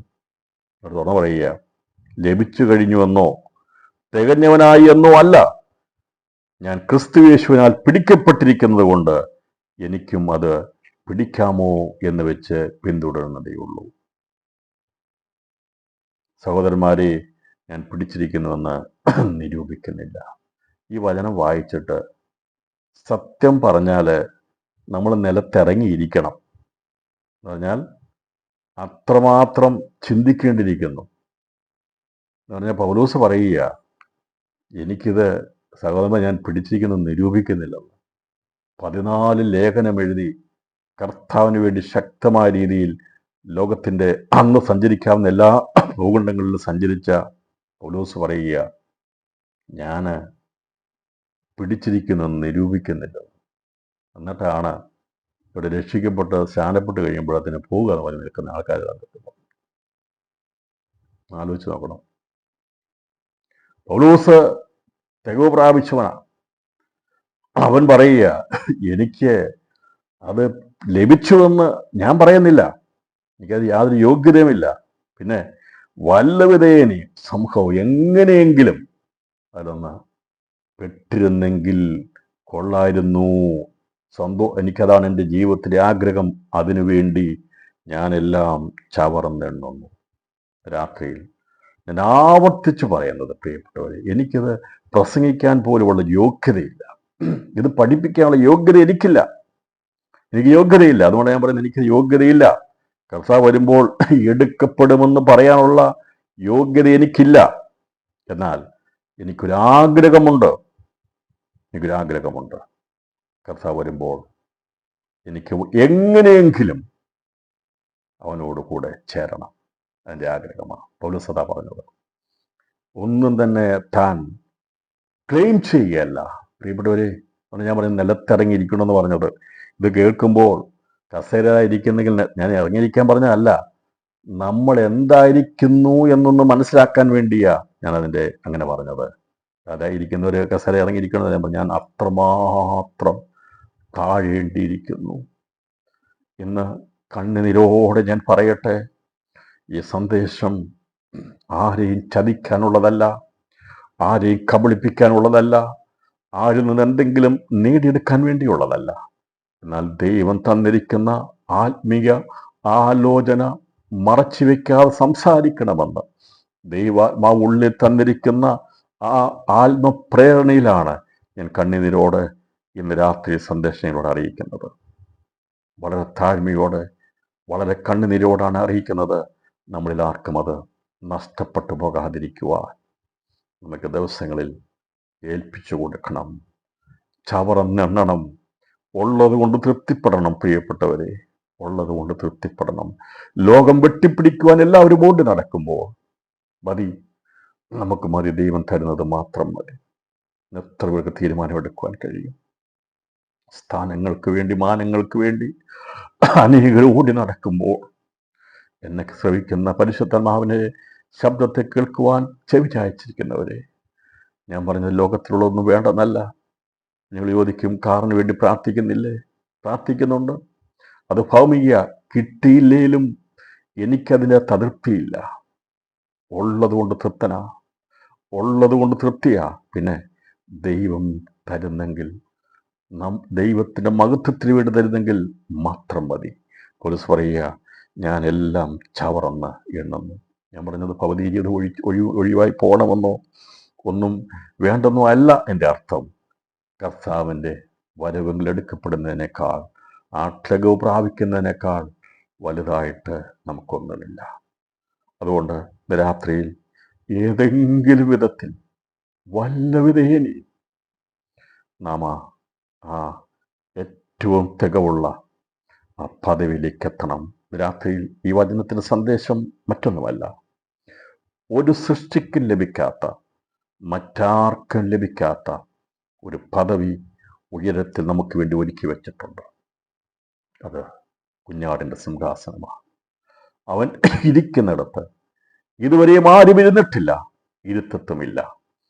അവനോട് കൂടിയിരിക്കുവാൻ അവൻ്റെ രക്തം കൊണ്ട് വില കൊടുത്തു വാങ്ങിയ വിലയേറിയ ബഹുമാന്യതയുള്ള അവൻ ആദരിക്കുന്നവൻ്റെ മണവാട്ടിക്ക് മാത്രമേ അവിടെ ഇരിക്കുവാൻ കഴിയത്തുള്ളൂ. അത് വെളിപ്പെടുത്തുന്ന പുസ്തകത്തിൻ്റെ ഭാഗമാണ് വെളിപ്പാട് പുസ്തകം 12-ാം അധ്യായം. അതുകൊണ്ടാണ് ഇതിനെ ഞാൻ വളരെയധികം കരുതലോടും ശ്രദ്ധയോടും ആത്മീയ തീക്ഷ്ണതയോടും കൂടി ഇതിനെ ഞാൻ വെളിപ്പെടുത്തിക്കൊണ്ടിരിക്കുന്നത്. അപ്പോൾ അത് നമുക്ക് പ്രാപിച്ചെടുക്കണം. സ്വർഗീയ സിംഹാസനത്തിലേക്ക് എത്തണം. അതിന് തടസ്സമായി നിൽക്കുന്ന ലോകമുണ്ട്, ജഡമുണ്ട്, സാത്താനുണ്ട്. അതിനെ പരാജയപ്പെടുത്തി വല്ലവിധേനയും നാം അതിനെത്തണം. അതിനെ ആ പുനരുത്ഥാനത്തെയാണ്, മരിച്ചവരുടെ ഇടയിൽ നിന്നുള്ള പുനരുത്ഥാനം. അതാരാണ്? സൂര്യനെ അണിഞ്ഞ സ്ത്രീയുടെ സൂര്യ തേജസ്സിനുള്ള ബന്ധത്തിലാണ്.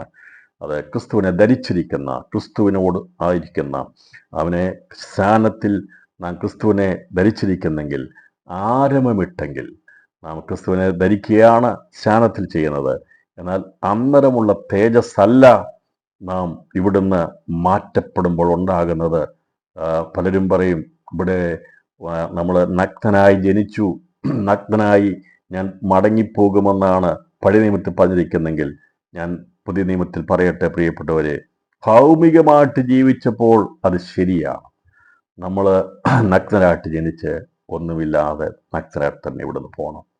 എന്നാൽ പഴയ നിയമത്തിൻ്റെ പ്രമാണമനുസരിച്ച് നോക്കുമ്പോൾ നഗ്നനായിട്ട് ജനിച്ച് തേജസ്സിൻ്റെതായിട്ടുള്ള പ്രവൃത്തി വെളിപ്പെടാത്തതുകൊണ്ട് മരിച്ചെങ്കിലും ഒരു തേജസ്സിന് ഉടമകളായിട്ടാണ് മരിച്ചത്. ലഭിച്ചത് ക്രിസ്തു യേശു അവൻ കൊടുക്കുന്ന പുനരുത്ഥാനത്തെ സമയത്താണ്. അതുകൊണ്ട് നാം തേജസ്സില്ലാത്ത ഒരു അനുഭവത്തിലേക്ക് പോകേണ്ടവരായിരുന്നു.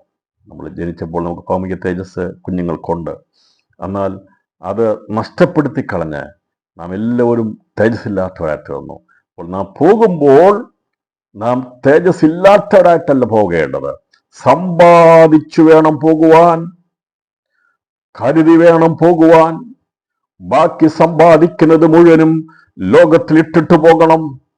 എന്നാൽ ആത്മാവിൽ സമ്പാദിക്കുന്ന ദൈവ തേജസ് നഷ്ടമായി പോകത്തില്ല. അതുകൊണ്ട് ഈ മൂക്കിൽ ശ്വാസമുള്ള സമയത്ത് നാം സമ്പാദിക്കേണ്ടത് ദൈവ തേജസ്സിനെ.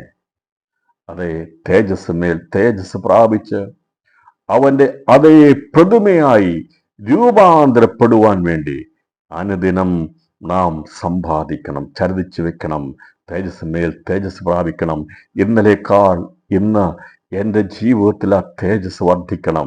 നമ്മളെ നിരാശപ്പെടുത്തുന്ന, ഭാരപ്പെടുത്തുന്ന എല്ലാ വിഷയങ്ങളെയും മാറ്റിവെക്കുക. വേദനയുണ്ട്, ഭാരമുണ്ട്, ദുഃഖമുണ്ട്, ഇല്ലായ്മയുണ്ട്, കഷ്ടതയുണ്ട്, അത് നിന്ദയുണ്ട്, പരിഹാസമുണ്ട്, ഇതെല്ലാം ഉണ്ട് പ്രിയപ്പെട്ടവരെ. അതെല്ലാം ഇവിടം കൊണ്ട് തീർന്നു പൊയ്ക്കൊള്ളും. എന്നാൽ നമ്മൾ സമ്പാദിക്കണം. എല്ലാ ദിവസവും സമ്പാദിക്കേണ്ടത് കുറവാ ഉണ്ടെന്ന് മനസ്സിലായി ശുദ്ധികൾ ക്രിസ്തുവിനെ ധരിക്കുവാൻ നാം സ്നാനപ്പെട്ടെങ്കിൽ ആ ക്രിസ്തുവിനെ നാം നേടുവാനിടയാത്തിരണം. അതാണ് സൂര്യനെ അണിഞ്ഞ സ്ത്രീ എന്നിവിടെ വെളിപ്പെടുത്തിയിരിക്കുന്നത്. നാം അനുദിനം സമ്പാദിക്കണം. എന്താ സമ്പാദിക്കേണ്ടത്? അവൻ്റെ ആ തേജസ് നമ്മുടെ മേൽ പകരണം. അവൻ്റെ സ്വഭാവത്തോട് നാം അനുരൂപപ്പെടണം. ആ ദിവ്യ സ്വഭാവത്തിന് നാം കൂട്ടവകാശികളായിത്തീരണം. ഇത് ഇനി എങ്ങനെയാണ് അതിൻ്റെ ആഴം മനസ്സിലാക്കി തരേണ്ടെന്ന് എനിക്കറിയത്തില്ല. എന്നാൽ എൻ്റെ ആത്മാവ് എന്നെ ദൈവാത്മാവ് ക്ഷേമിക്കുക. നാം അവൻ്റെ സ്വഭാവത്തോട്, അവൻ്റെ ദിവ്യ സ്വഭാവത്തിന് കൂട്ടവകാശിയായിത്തീരണം. നമ്മുടെ സ്വഭാവം, നമ്മുടെ ക്യാരക്ടർ മാനുഷികമാണ്, അത് ശാഠ്യമുള്ളതാണ്, അത് ചിലപ്പോഴൊക്കെ പാപഭംഗിലമാണ്. എന്നാൽ ദിവസങ്ങളിൽ നമുക്ക് യേശുവിൻ്റെ ദിവ്യ സ്വഭാവത്തിന് കൂട്ടവകാശിയായി തീരുക. അത് നമുക്കൊരുപക്ഷെ വചനം കാണാതെ വായിച്ച് നമുക്ക് പറയാൻ കഴിയും, നമുക്ക് ഉരുവിടാൻ കഴിയും. എന്നാൽ രാത്രി ഞാൻ ആത്മാവിൽ ചോദിക്കട്ടെ, ക്രിസ്തുവിൻ്റെ സ്വഭാവത്തിനോട് തുലനം ചെയ്യുവാൻ നമ്മളെ കൊണ്ട് കഴിയുമോ? അവനോട് ആ ദിവ്യ സ്വഭാവത്തിന് പങ്കാളികളാറ്റുക നമ്മൾ കഴിഞ്ഞിട്ടുണ്ടോ? ഇല്ലെങ്കിൽ ഈ തിരുവചന പഠനത്തിൽ ഏൽപ്പിച്ചു കൊടുക്കണം. കർത്താവേ, അങ്ങയുടെ ദിവ്യ സ്വഭാവത്തോട് അടുത്ത് വരുവാൻ എനിക്കൊരു യോഗ്യതയുമില്ല. ഞാൻ അരിശപ്പെടുന്നവനാണ്, ഞാൻ കർത്താവെ അവിവേകം കാണിക്കുന്നവനാണ്, മനുഷ്യ സ്വഭാവമുള്ളവനാണ്. എൻ്റെ ജീവിതത്തിൽ എപ്പോഴും കർത്താവെ എൻ്റെ സ്വഭാവം കർത്താവെ അങ്ങേ വെളിപ്പെടുത്തുവാൻ കഴിഞ്ഞിട്ടില്ല. എന്നാൽ ഞാൻ ആഗ്രഹിക്കുന്നു, ദൈവം അനുവദിക്കുന്ന പക്ഷം നാം അത് ചെയ്യും. ദിവസങ്ങളിൽ ദൈവത്തിന് സമർപ്പിച്ചു കൊടുത്ത് ഏൽപ്പിക്കുവാൻ കഴിയുമെങ്കിൽ കർത്താവെ അങ്ങയുടെ ദിവ്യ സ്വഭാവത്താൽ എന്നെ നിറയ്ക്കണമേ എന്നുള്ള ആത്മീയ ആഗ്രഹമുണ്ടാകണം. പൗലോസ് ഈ ഫിലിപ്പിയ കാരാഗ്രഹത്തിൽ വെച്ചുകൊണ്ട് അവൻ്റെ ജീവിതത്തിൻ്റെ അവസാന ഭാഗത്തിലേക്ക് ഓടിയെത്തുമ്പോൾ ഒരൊറ്റ ആഗ്രഹമേ ഉണ്ടായിരുന്നുള്ളൂ, എനിക്കെൻ്റെ ക്രിസ്തുവിനെ നേടണം. ഇത് രാത്രിയിൽ നമുക്കൊരൊറ്റ ആഗ്രഹമായിരിക്കണം, എനിക്കെൻ്റെ യേശുവിനെ നേടണം. എത്ര പേർക്ക് ഈ സന്ദേശം കേൾക്കുന്നവർക്ക്, അത് എവിടെയെല്ലാം സന്ദേശം കേട്ടാലും പ്രിയപ്പെട്ടവരെ, ഈ പഠനത്തിൻ്റെ മുഖ്യ ധാരാവിഷയം യേശുവിനെ നേടുക എന്നുള്ളതാണ്. ക്രിസ്തുവിനെ നേടി നാം ലാഭമുള്ളവരായിത്തീരണം.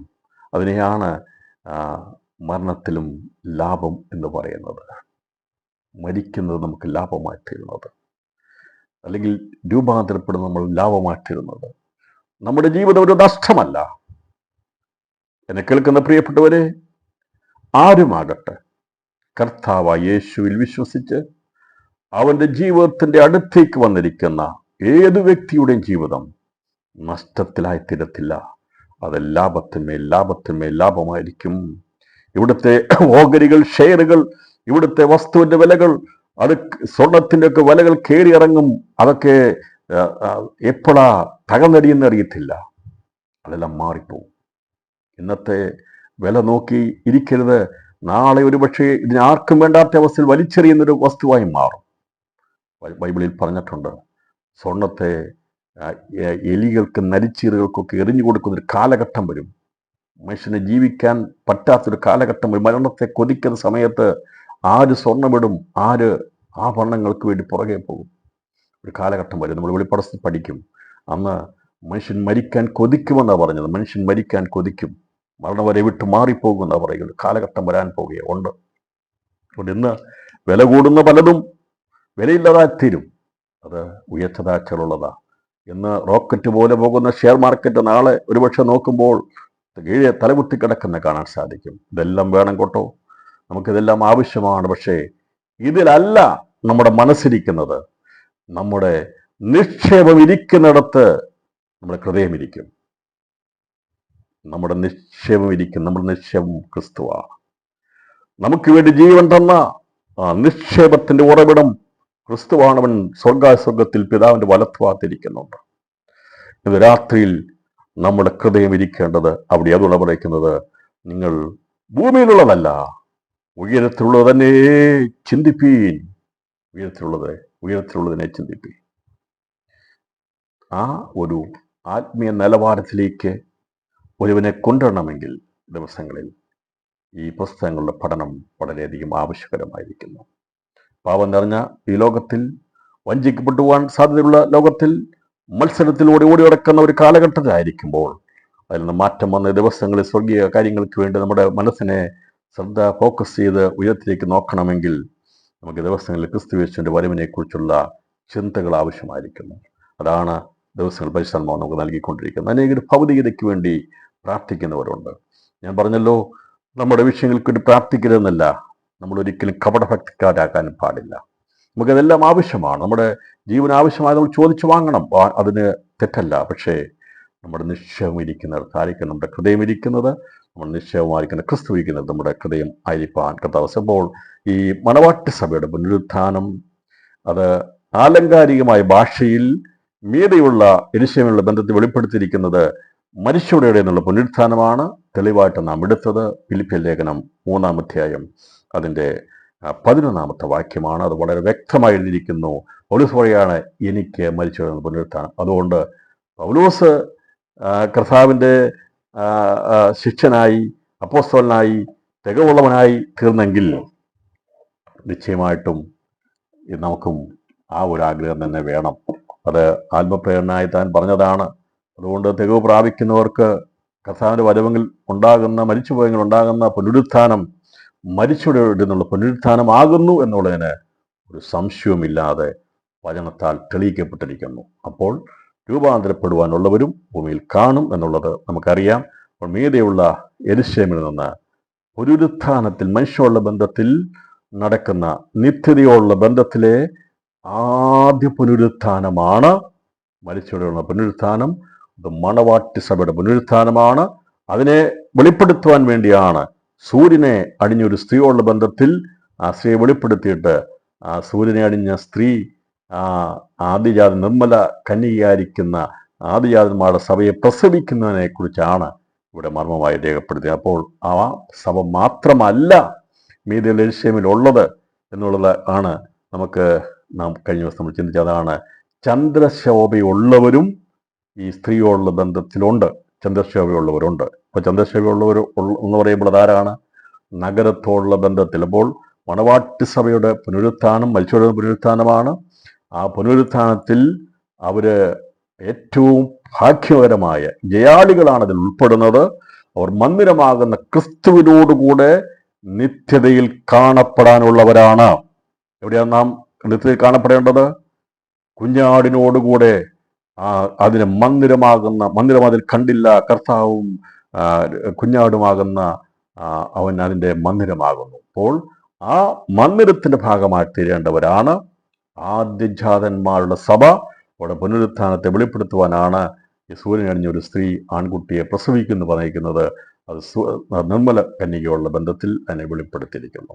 രണ്ടാമത് ചന്ദ്രശോഭയുള്ള ബന്ധത്തെ മനസ്സിലാക്കി അത് നഗരത്തോടുള്ള ബന്ധത്തിലാണെന്നുള്ളതും, അതിനകത്ത് അവരുടെ ആത്മാക്കൾ വിശ്രമിക്കുന്നത്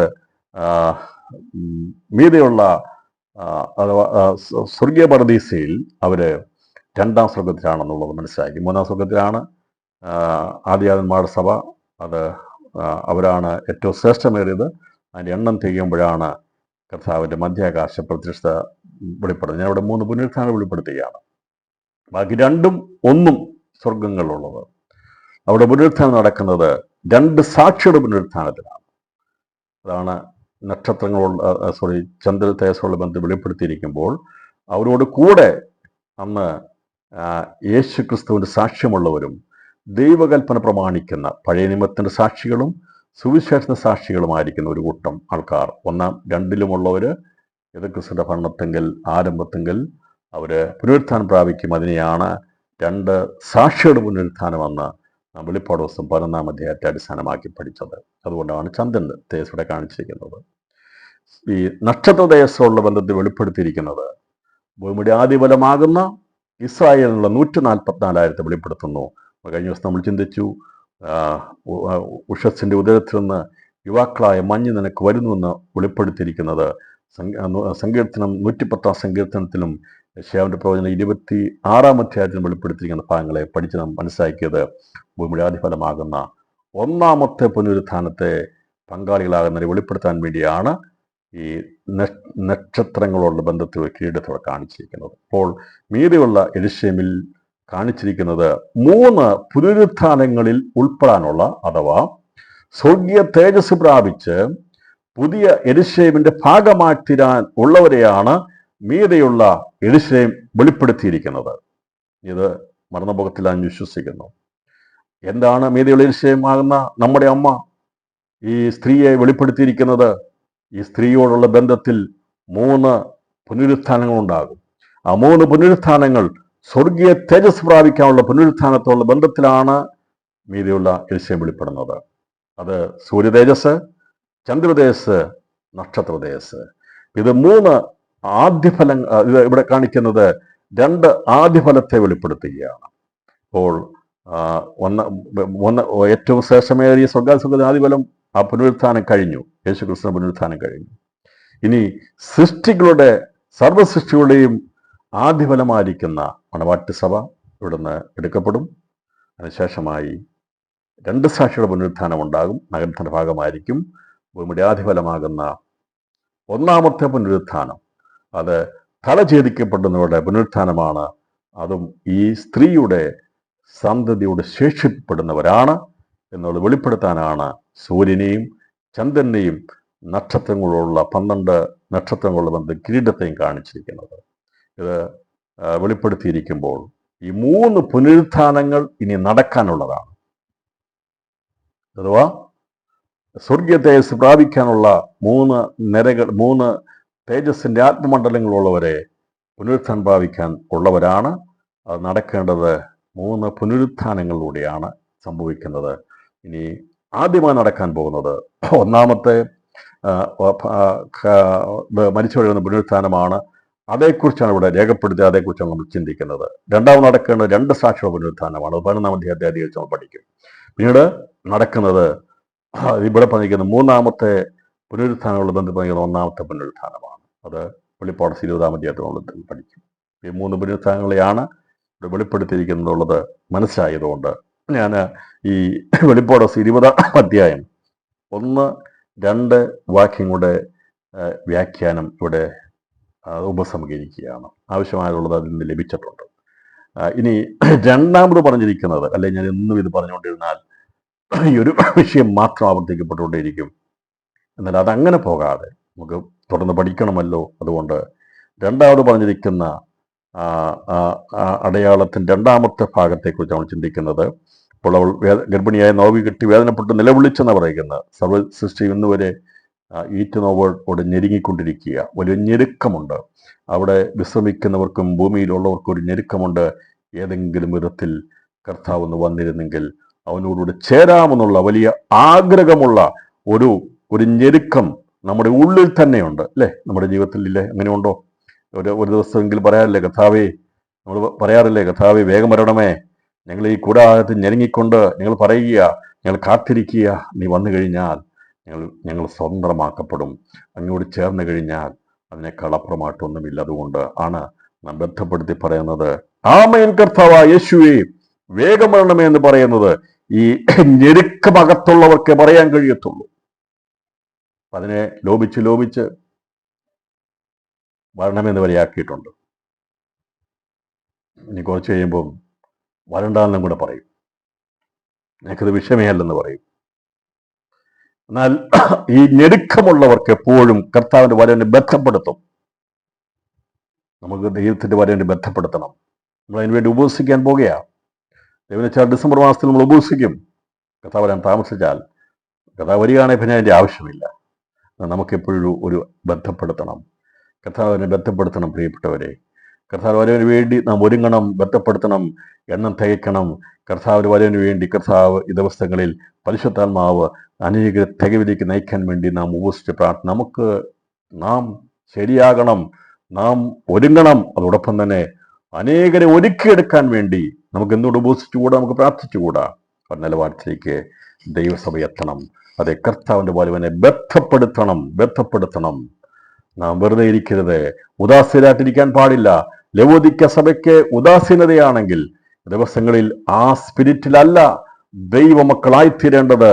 ഉദാസീനതയെ വിട്ടുമാറിയിട്ട് ബന്ധപ്പെടുത്തണം. കർത്താവിൻ്റെ വരവിനെ ബന്ധപ്പെടുത്തിക്കൊണ്ട് നാം എത്ര വിശുദ്ധ ജീവിതം കഴിക്കണമെന്നാണ് ലേഖനത്തിൽ പറഞ്ഞിരിക്കുന്നത്, അല്ലേ? എത്ര കർത്താവിൻ്റെ വരവിനെ ബന്ധപ്പെടുത്തിക്കൊണ്ട് എത്ര വിശുദ്ധ ജീവിതം നയിക്കണമെന്നാണ് പറയുന്നത്. അപ്പോൾ ആ ഒരു അർത്ഥത്തിലേക്ക് നമ്മെ നീക്കുവാൻ പരിശുദ്ധാത്മാവ് കൃപ ചെയ്യട്ടെ. നമ്മളെ കർത്താവ് സംരക്ഷിക്കട്ടെ, സൂക്ഷിക്കട്ടെ. കർത്താവിൻ്റെ വരവ് മധ്യാകാശം വരികയാണെങ്കിൽ രൂപാന്തരപ്പെടുവാനുള്ളതാണ് എൻ്റെ ഈ ശരീരമെന്ന്. ശരീരത്തെ നമ്മൾ തൊട്ടിട്ട് പറയണം, ഇത് ലോകത്തിനുള്ളതല്ല. കർത്താവ് വരികയാണെങ്കിൽ ഇത് പുഴുവിനുള്ളതല്ല, ദ്രവിച്ചു പോകാനുള്ളതല്ല, ഇത് ശവപ്പെട്ടിക്കുള്ളതല്ല. പ്രിയപ്പെട്ടവരെ, ഈ കർത്താവ് വരികയാണ്, ഇത് ലോകത്തിനുള്ളതല്ല. ഈ കർത്താവ് വരികയാണെങ്കിൽ ഇത് രൂപാന്തരപ്പെടുവാനുള്ളതാണ്. യേശുവിൻ്റെ ആത്മാവ് വസിക്കുന്ന മന്ദിരമാണ് നമ്മുടെ ശരീരം. അതുകൊണ്ടാണ് ഈ മന്ദിരത്തെക്കുറിച്ച് നമുക്ക് എപ്പോഴും കരുതലുണ്ടാകണം. രാത്രിയിൽ എത്ര പേർക്ക് പറയാൻ കഴിയും? പലരും മരണത്തെ കാത്തിരിക്കുന്നവരാ, മരിക്കുമെന്ന് ചിന്തിച്ചുകൊണ്ടിരിക്കുന്നവരാ. പ്രിയപ്പെട്ടവരെ, മരണമല്ല നമ്മുടെ ഒരു വിശുദ്ധന് മുമ്പിൽ നിൽക്കേണ്ടത്. യേശു വരികയാണെങ്കിൽ രൂപാന്തരപ്പെടുന്ന ഒരു ചിന്തയുണ്ടായിരിക്കണം. അത് പ്രാരംഭ നൂറ്റാണ്ടിലെ സഭ മുതലുണ്ടായിരുന്നു. നമുക്കും ആഗ്രഹമുണ്ടായിരിക്കണം. എൻ്റെ കർത്താവ് വരികയാണെങ്കിൽ ഞാൻ എവിടെയാണെങ്കിലും, ഏത് സ്ഥലത്താണെങ്കിലും, ജോലിയിലോ വീട്ടിലോ ഉറങ്ങത്തോ എവിടെയും ആയിക്കോട്ടെ, എൻ്റെ ശരീരം രൂപാന്തരപ്പെടുവാനുള്ളതാ. അതെ, ഇന്ന് രാത്രി ദൈവങ്ങളിൽ അങ്ങനെ ആണെങ്കിൽ നാം രൂപാന്തരപ്പെടാനുള്ള ഒരുക്കത്തോടെ ജീവിച്ച് മരിച്ചാൽ തിരിച്ചോട്ടുന്നേ അതിനെ പുനരുത്ഥാനം ചെയ്ത് ആ തേജസ്സിൻ്റെ ശരീരമാക്കി കൊണ്ടുവരുവാൻ ശക്തിയുള്ളവൻ നമ്മുടെ ശരീരത്തിന് വീണ്ടെടുപ്പിന് വേണ്ടി അവൻ വീണ്ടും വരും എന്നുള്ളത് ഫിലിപ്പിയ ലേഖനത്തിൽ തന്നെ പറഞ്ഞിട്ടുണ്ട്. അവൻ രക്ഷിതാവായിട്ട് വീണ്ടും വരും. നാം ഒരുങ്ങി കാത്ത് ജീവിക്കണം. കർത്താവിന് വേണ്ടി ഒരുങ്ങി കാത്തിരുന്നിട്ട് നമ്മുടെ ശാസ്ത്രം ഇവിടെ അസ്തമിച്ചാൽ നാം ഇവിടെ ദ്രവിച്ചു ചേരും. പക്ഷേ നമ്മുടെ ശരീരത്തിന് വീണ്ടെടുപ്പിനായി ആത്മാവെന്ന ആദ്യ നാടൻ ലഭിച്ചിരിക്കുന്ന നാം നമ്മുടെ ശരീരത്തിന് വീണ്ടെടുപ്പായ പുത്രത്തിന് വേണ്ടി നാം ഞെരുങ്ങിക്കൊണ്ടിരിക്കുന്നു. റോമർക്കെതിരെ 8-ാം അധ്യായം വായിച്ചാൽ മതി. അപ്പോൾ അവിടെയെല്ലാം പറഞ്ഞിരിക്കുന്നത് ഒരു വീണ്ടെടുപ്പുണ്ട്, രൂപാന്തരമുണ്ട് എന്നൊക്കെ നമുക്ക് മനസ്സിലാകാൻ സാധിക്കും. ഇതാണ് ഇവിടെ രേഖപ്പെടുത്തിയിരിക്കുന്നത്. ഈ വലിയ സംഭവം നടക്കുമ്പോൾ അതിനെ തടയാൻ വേണ്ടി മറ്റൊരു ശക്തി, ഇരുളിൻ്റെ ശക്തി, സാത്താനിക ശക്തി, പാമ്പിൻ്റെ ശക്തി മഹാസർപ്പമായി വെളിപ്പെടുവാൻ വേണ്ടി അതും ഒരുങ്ങിക്കൊണ്ടിരിക്കുക. ഒന്ന്, സർവസൃഷ്ടിയുടെ ആദ്യഫലമായിരിക്കുന്ന സ്വർഗീയ സിംഹാസനത്തിലേക്ക് എടുക്കപ്പെടാനുള്ള ദൈവസഭയെ പരിശുദ്ധാത്മാവ് ദിവസങ്ങളിൽ അത് വലിയ വലിയ രീതിയിൽ ഒരുക്കിക്കൊണ്ടിരിക്കുമ്പോൾ, വലിയ ഞെരുക്കത്തോടെ അനേകരെ ഒരുക്കി ഇവിടുന്ന് കൊണ്ടുപോകുവാൻ തയ്യാറായിക്കൊണ്ടിരിക്കുമ്പോൾ, മറുഭാഗത്ത് ഒരിക്കലും അതിന് സാധിക്കാത്ത വിധത്തിൽ അതിനെ തടയാൻ വേണ്ടി, ഇല്ലാതാക്കാൻ വേണ്ടി ഒരു ശക്തിയുണ്ട്. അതിനെയാണ് സാത്താനിക ശക്തി എന്ന് പറയുന്നത്. അതിനെയാണ് ഇവിടെ ഈ 3-4 വാക്യങ്ങളിൽ പറഞ്ഞിരിക്കുന്നത്. സ്വർഗത്തിൽ മറ്റൊരു അടയാളം കാണായി, 7 തലയും 10 കൊമ്പും, തലയിൽ 7 രാജമുടിയുമായി തീ നിറമുള്ള ഒരു മഹാസർപ്പം. അതിന്റെ വാൽ ഈ 3-ാം അധ്യായം നമ്മൾ വായിക്കുമ്പോൾ അങ്ങനെ ഒരു പടം വരച്ചു വെച്ചുകൊണ്ട് കാര്യമായില്ല. ഇപ്പോൾ സൂര്യനെ അണിഞ്ഞൊരു സ്ത്രീ എന്ന് പറഞ്ഞുകൊണ്ട് നാളെ ക്യാൻവാസ് എടുത്ത് വെച്ചിട്ട് സൂര്യനെ അണിഞ്ഞൊരു സ്ത്രീ എന്ന് പടം വരച്ച് ചന്ദ്രൻ കാൽ കീഴിലും നക്ഷത്രം കൊണ്ട് തലയിൽ വെച്ചുകൊണ്ടിരുന്നാൽ അതുകൊണ്ട് കാര്യമായില്ല. അങ്ങനെ വേണമെങ്കിൽ നമുക്ക് വേണമെങ്കിൽ ഇപ്പോൾ ഇപ്പോഴത്തെ AI ഉപയോഗിച്ച് വേണമെങ്കിൽ നമുക്ക് വേണമെങ്കിൽ ഉണ്ടാക്കിയെടുക്കാം. സ്ത്രീയെ വേണമെങ്കിൽ ഇങ്ങനെ ഉണ്ടാക്കിയെടുക്കാം. അത് നോക്കിയിരിക്കാൻ വേണ്ടിയുള്ളതല്ല. ഇത് യാഥാർത്ഥികമായ അക്ഷരികമായി നടക്കാൻ പോകുന്ന കാര്യങ്ങളാണ്. അതായത് ക്യാൻവാസ് ഒതുങ്ങുന്ന പരിപാടിയല്ല, വരച്ചു വെക്കാനുള്ള കാര്യമല്ല. വിശ്വാസത്തിൻ്റെ ജീവിതം വരയിൽ നിൽക്കുന്നതല്ല, ആരുടെയെങ്കിലും ഫോട്ടോയിലകത്ത് വരച്ചു വെക്കുന്ന പരിപാടിയല്ല. അനുഭവമാണ് നാം അനുഭവിക്കേണ്ടതാണ്. ജനിച്ച മനുഷ്യനെല്ലാം കടന്നു പോകേണ്ടതാണ് പ്രിയപ്പെട്ടവരെ. അത് ഈ ലോകത്ത് ജനിച്ച എല്ലാ മനുഷ്യനും കടന്നു പോകണം മരണം. എല്ലാ മനുഷ്യനും ഒരു നിത്യതയുണ്ട്. എവിടേക്കാ പോകുന്നെന്നുള്ളത് നമുക്ക് നോക്കുമ്പോൾ അതിൻ്റെ ഇരുളിൻ്റെ വഴികളുണ്ട്. അതിൽ നിന്ന് നമ്മെ ജീവന്റെ വെളിച്ചത്തിലേക്ക് കർത്താവ് കൊണ്ടുവന്നു. നരകാഗ്നിയിലേക്ക് പോകാനുള്ള വഴിയുണ്ട്. പാതാളത്തിലൂടെയും നരകത്തിലൂടെയും ചെന്നു കഴിഞ്ഞാൽ അവസാനം ഇത് എത്തിച്ചേരുന്നത് ഗന്ധം കത്തും തീപ്പൊയ്കയില്ല. എന്നാൽ അതല്ല, മറ്റ് വഴികൾ ദൈവം കാണിച്ചിട്ടുണ്ട്. നമുക്ക് കാണാൻ സാധിക്കുന്ന സമുദ്രത്തിലൂടെ ഒരു വഴിയുണ്ട്, നിത്യജീവനിലേക്ക് എത്തുവാൻ കഴിയും. അതെ, പറുദീസയിലൂടെ ഭൂമിക്ക് യാഗപീഠത്തിന്റെ കീഴിൽ നിന്ന് രക്തസാക്ഷികൾക്കൊരു വഴിയുണ്ട്. മീതെയുള്ള യെരൂശലേമിലെത്ത അവർക്ക് സ്വർഗീയ യെരൂശലേമിന്റെ ഭാഗമായി തീരാൻ സാധിക്കും. മറ്റൊരു വഴി കാണിച്ചിരിക്കുന്നത് നമുക്ക് കാണാൻ സാധിക്കുന്നത് അതെ, പറുദീസയിലൂടെ 3 വഴികൾ ദൈവം കാണിച്ചിട്ടുണ്ട്. ഒന്നാം സ്വർഗത്തിലൂടെ പഴയ നിമിഷത്തന്മാർ പുതിയ യെരൂശലേമിലേക്ക് എത്തിച്ചേരുമ്പോൾ, രണ്ടാം സ്വർഗത്തിലുള്ളവർ പുതിയ യെരൂശലേമിന്റെ നഗരത്തോടുള്ള ബന്ധത്തിൽ എത്തിച്ചേരും. മൂന്നാം സ്വർഗത്തിലുള്ളവർ അവർ എത്തിച്ചേരുന്നത് പുതിയ യെരൂശലേമിലെ മന്ദിരത്തിന്റെ ഭാഗത്തിലേക്കായിരിക്കും. അപ്പോൾ അങ്ങനെ വഴികളെ നാം നോക്കുകയാണെങ്കിൽ, നരകത്തിലൂടെ ഒരു വഴിയുണ്ട്. അത് വീതിയും വിശാലമായതാ. അനേകർ അതിലൂടെ പൊയ്ക്കൊണ്ടിരിക്കുക. അനേകർ പൊയ്ക്കൊണ്ടിരിക്കുമ്പോൾ കൃപയാൽ അതിൽ നിന്ന് അനേകരെ ഒന്നുകിൽ നിത്യജീവന്റെ വഴിയിലേക്ക് വിടണം. അതിലും ശ്രേഷ്ഠമേറിയ അനുഭവങ്ങളിലൂടെ മീതെയുള്ള യെരൂശലേമിലേക്ക് എത്തുവാൻ കർത്താവ് വഴിയും സത്യവുമായ ജീവനുമായി തീരുവാൻ ഇടയാത്തുന്നു. ഞാനീ പറഞ്ഞ ആത്മീയമാർമ്മ മനസ്സിലായല്ലോ. നാം ഇന്ന് സഞ്ചരിക്കുന്നത് ഇരുളിന്റെ മാർഗത്തിലൂടെയല്ല, നാം സഞ്ചരിക്കുന്നത് വെളിച്ചത്തിന്റെ മാർഗത്തിലൂടെയാണ്. ക്രിസ്തുയേശുവാകുന്ന ആ വെളിച്ചത്തിലൂടെ സഞ്ചരിക്കുമ്പോൾ അവനോട് നാം അടുത്ത് ചെല്ലുന്നതോറും നമ്മുടെ നിലവാരം മാറും. നാം ആ ശ്രേഷ്ഠകരമായ അനുഭവത്തിലേക്ക് എത്തും. അവനോട് എത്തിച്ചേരുവാൻ തേജസ് പ്രാപിക്കുന്നവർക്ക് മാത്രമേ അവനോട് ചേരുവാൻ കഴിയുകയുള്ളൂ. അപ്പോൾ ഇതിനെ തടസ്സപ്പെടുത്താൻ വേണ്ടി മറ്റൊരു അടയാളമായിട്ട് മഹാസർവമായിരിക്കുന്ന പിശാച് അവിടെ വെളിപ്പെടുമ്പോൾ അവനിൽ കാണിച്ചിരിക്കുന്നത് പൈശാചിക ത്രിമൂർത്തികളെയാണ്. ഇവിടെ ഈ 12-ാം അധ്യായം 3-ാം വാക്യത്തിൽ രേഖപ്പെടുത്തിയിരിക്കുന്നത്. പൈശാചിക ത്രിമൂർത്തികൾ.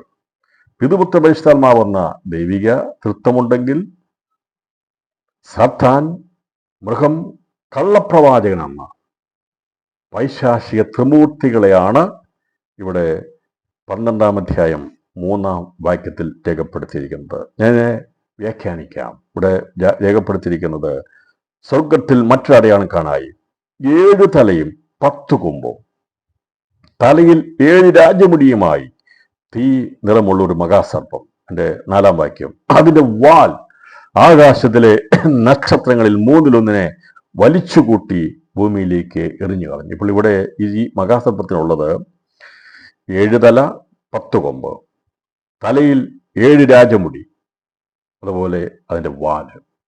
ഇത് എന്തിനെയാണ് രേഖപ്പെടുത്തിയിരിക്കുന്നത് എന്നുള്ളതിൻ്റെ വിശദീകരണം നമുക്ക് കാണാൻ സാധിക്കുന്നത്, പൈശാചിക ത്രിമൂർത്തികളെയാണ് ഇവിടെ ഇത് വെളിപ്പെടുത്തിയിരിക്കുന്നത് എന്നാണ് നമുക്ക് ഇതിൻ്റെ വ്യാഖ്യാനത്തിൽ നിന്ന് മനസ്സിലാക്കാൻ സാധിക്കുന്നത്. അപ്പോൾ ഈ തീ നിറമുള്ളൊരു മഹാസർപ്പത്തെ കാണിക്കുന്നത് അത് സാത്താനാകുന്ന പരീക്ഷകനെയാണ് തീ കാണിക്കുന്നത്. പരീക്ഷയുള്ള ബന്ധത്തിലാണ് കാണിക്കുന്നത്. തീ നിറമുള്ളൊരു മഹാസർപ്പം വെളിപ്പെടുത്തിയിരിക്കുന്നത്. അപ്പോൾ തീ നിറമുള്ള മഹാസർപ്പം പരീക്ഷകനാകുന്ന സാത്താനെ കുറിക്കുകയാണ്. 1 Corinthians 7-ാം അധ്യായം 5-ാം വാക്യത്തിലും 1 തെസ്സലോനിക്കർ എഴുതിയ ലേഖനം 3-ാം അധ്യായം 5-ാം വാക്യത്തിലും എഴുതിയിട്ടുണ്ട്, പരീക്ഷകനാണ് സാത്താനെന്ന്. 7 തലയും 10 കൊമ്പും വെളിപ്പെടുത്തുന്നത് എതിർക്രിസ്തുവാകുന്ന മൃഗത്തെ വെളിപ്പെടുത്തുന്നു. 7 തലയും 10 കൊമ്പും എന്നുള്ളത് വെളിപ്പെടുത്തുന്നത് എതിർക്രിസ്തുവിനെയാണ് വെളിപ്പെടുത്തുന്നത്. ഇത് വെളിപ്പെട്ടിട്ടില്ല, വെളിപ്പെടാൻ പോകുന്നതേ ഉള്ളൂ. വെളിപ്പാട് ദിവസം 13-ാം അധ്യായം 1-ാം വാക്യത്തിൽ വെളിപ്പെടുത്തിയിരിക്കുന്നത്, അപ്പോൾ 10 കൊമ്പും 7 തലയും, കൊമ്പുകളിൽ 10 രാജമുടിയും, തലയിൽ 7 ദൂഷണനാമങ്ങളുള്ള ഒരു മൃഗം സമുദ്രത്തിൽ നിന്ന് കയറുന്നത് ഞാൻ കണ്ടു. ഇവിടെ എതിർക്രിസ്തു പ്രത്യക്ഷപ്പെടുന്നതിനെ കുറിച്ചുള്ള ബന്ധത്തിൽ അവിടെ വെളിപ്പെടുത്തിയിരിക്കുന്നത്. എന്നാൽ എതിർക്രിസ്തു പ്രത്യക്ഷപ്പെടുന്നതിന് മുമ്പ് സാത്താനിൽ അവനെ വെളിപ്പെടുത്തുകയാണ്. ഇവിടെ ഈ 12-ാം അധ്യായത്തിൽ വെളിപ്പെടുത്തിയിരിക്കുന്നത് എതിർക്രിസ്തുവിന് വെളിപ്പെട്ടിട്ടില്ല. അവൻ വെളിപ്പെടുമ്പോൾ എങ്ങനെയായിരിക്കുന്നതാണ് 10 കൊമ്പും 7 തലയും, കൊമ്പുകളിൽ 10 രാജമുടിയും, തലയിൽ അതിൻ്റെ വ്യാഖ്യാനം വേറെയാണ്. നമ്മളത് വ്യാഖ്യാനിക്കും. അതിൽ ഇപ്പോൾ നമ്മൾ കാണുന്നത് ഈ 12-ാം അധ്യായം വായിക്കുമ്പോൾ അവിടെ കാണുന്നത് മധ്യാകാശ യുദ്ധം വരുമ്പോൾ അവിടെ അവനിൽ സാത്താനിൽ മർമ്മമായി എതിർക്രിസ്തു മറിഞ്ഞിരിപ്പുണ്ട്. നമുക്കറിയാം, പിതാവിൽ പുത്രനുള്ളതുപോലെ പരിശുദ്ധാത്മാവ് ഉള്ളതുപോലെ, പുത്രനിൽ പിതാവും പരിശുദ്ധാത്മാവ് ഉള്ളതുപോലെ ഈ പിശാചാകുന്ന സാത്താനിൽ അവന്റെ ആലോചനയിൽ അവന്റെ സമയത്ത് പ്രത്യക്ഷപ്പെടാനുള്ള എതിർക്രിസ്തു അവനിൽ ഒളിഞ്ഞിരിപ്പുണ്ട്. അതിനെയാണ് 7 തലയും 10 കൊമ്പും കാണിക്കുന്നത്. 7 തലയും 10 കൊമ്പും എതിർക്രിസ്തു എന്ന മൃഗത്തെയാണ് വെളിപ്പെടുത്തുന്നത്. മഹാസർപ്പത്തിന്റെ തലയിലെ 7 രാജമുടി, മഹാസർപ്പത്തിന്റെ തലയിലെ 7 രാജമുടി. 13-ാം അധ്യായത്തിൽ കണ്ടത് 10 കൊമ്പുകളുള്ള 10 രാജമുടിയാണ്. അപ്പൊ അതിന് വ്യത്യസ്തത ഇതാണ്. മഹാസർപ്പത്തിന്റെ തലയിലെ 7 രാജമുടി, മഹാസർപ്പം തന്റെ അധികാരം ഇതുവരെയും അതുവരെയും കൊടുത്തിട്ടില്ല എന്നുള്ളത് വെളിപ്പെടുത്തുക. അപ്പോൾ അവൻ ഇതുവരെയും അധികാരം കൈമാറിയിട്ടില്ല, എന്നാൽ അവൻ അധികാരം കൈമാറും. നമ്മുടെ കർത്താവ് ലോകത്തുനിന്ന് പോകുന്നതിന് മുമ്പായി പറഞ്ഞു, ഞാൻ നിങ്ങൾക്ക് അധികാരം നൽകിയിട്ട് പോകുന്നു.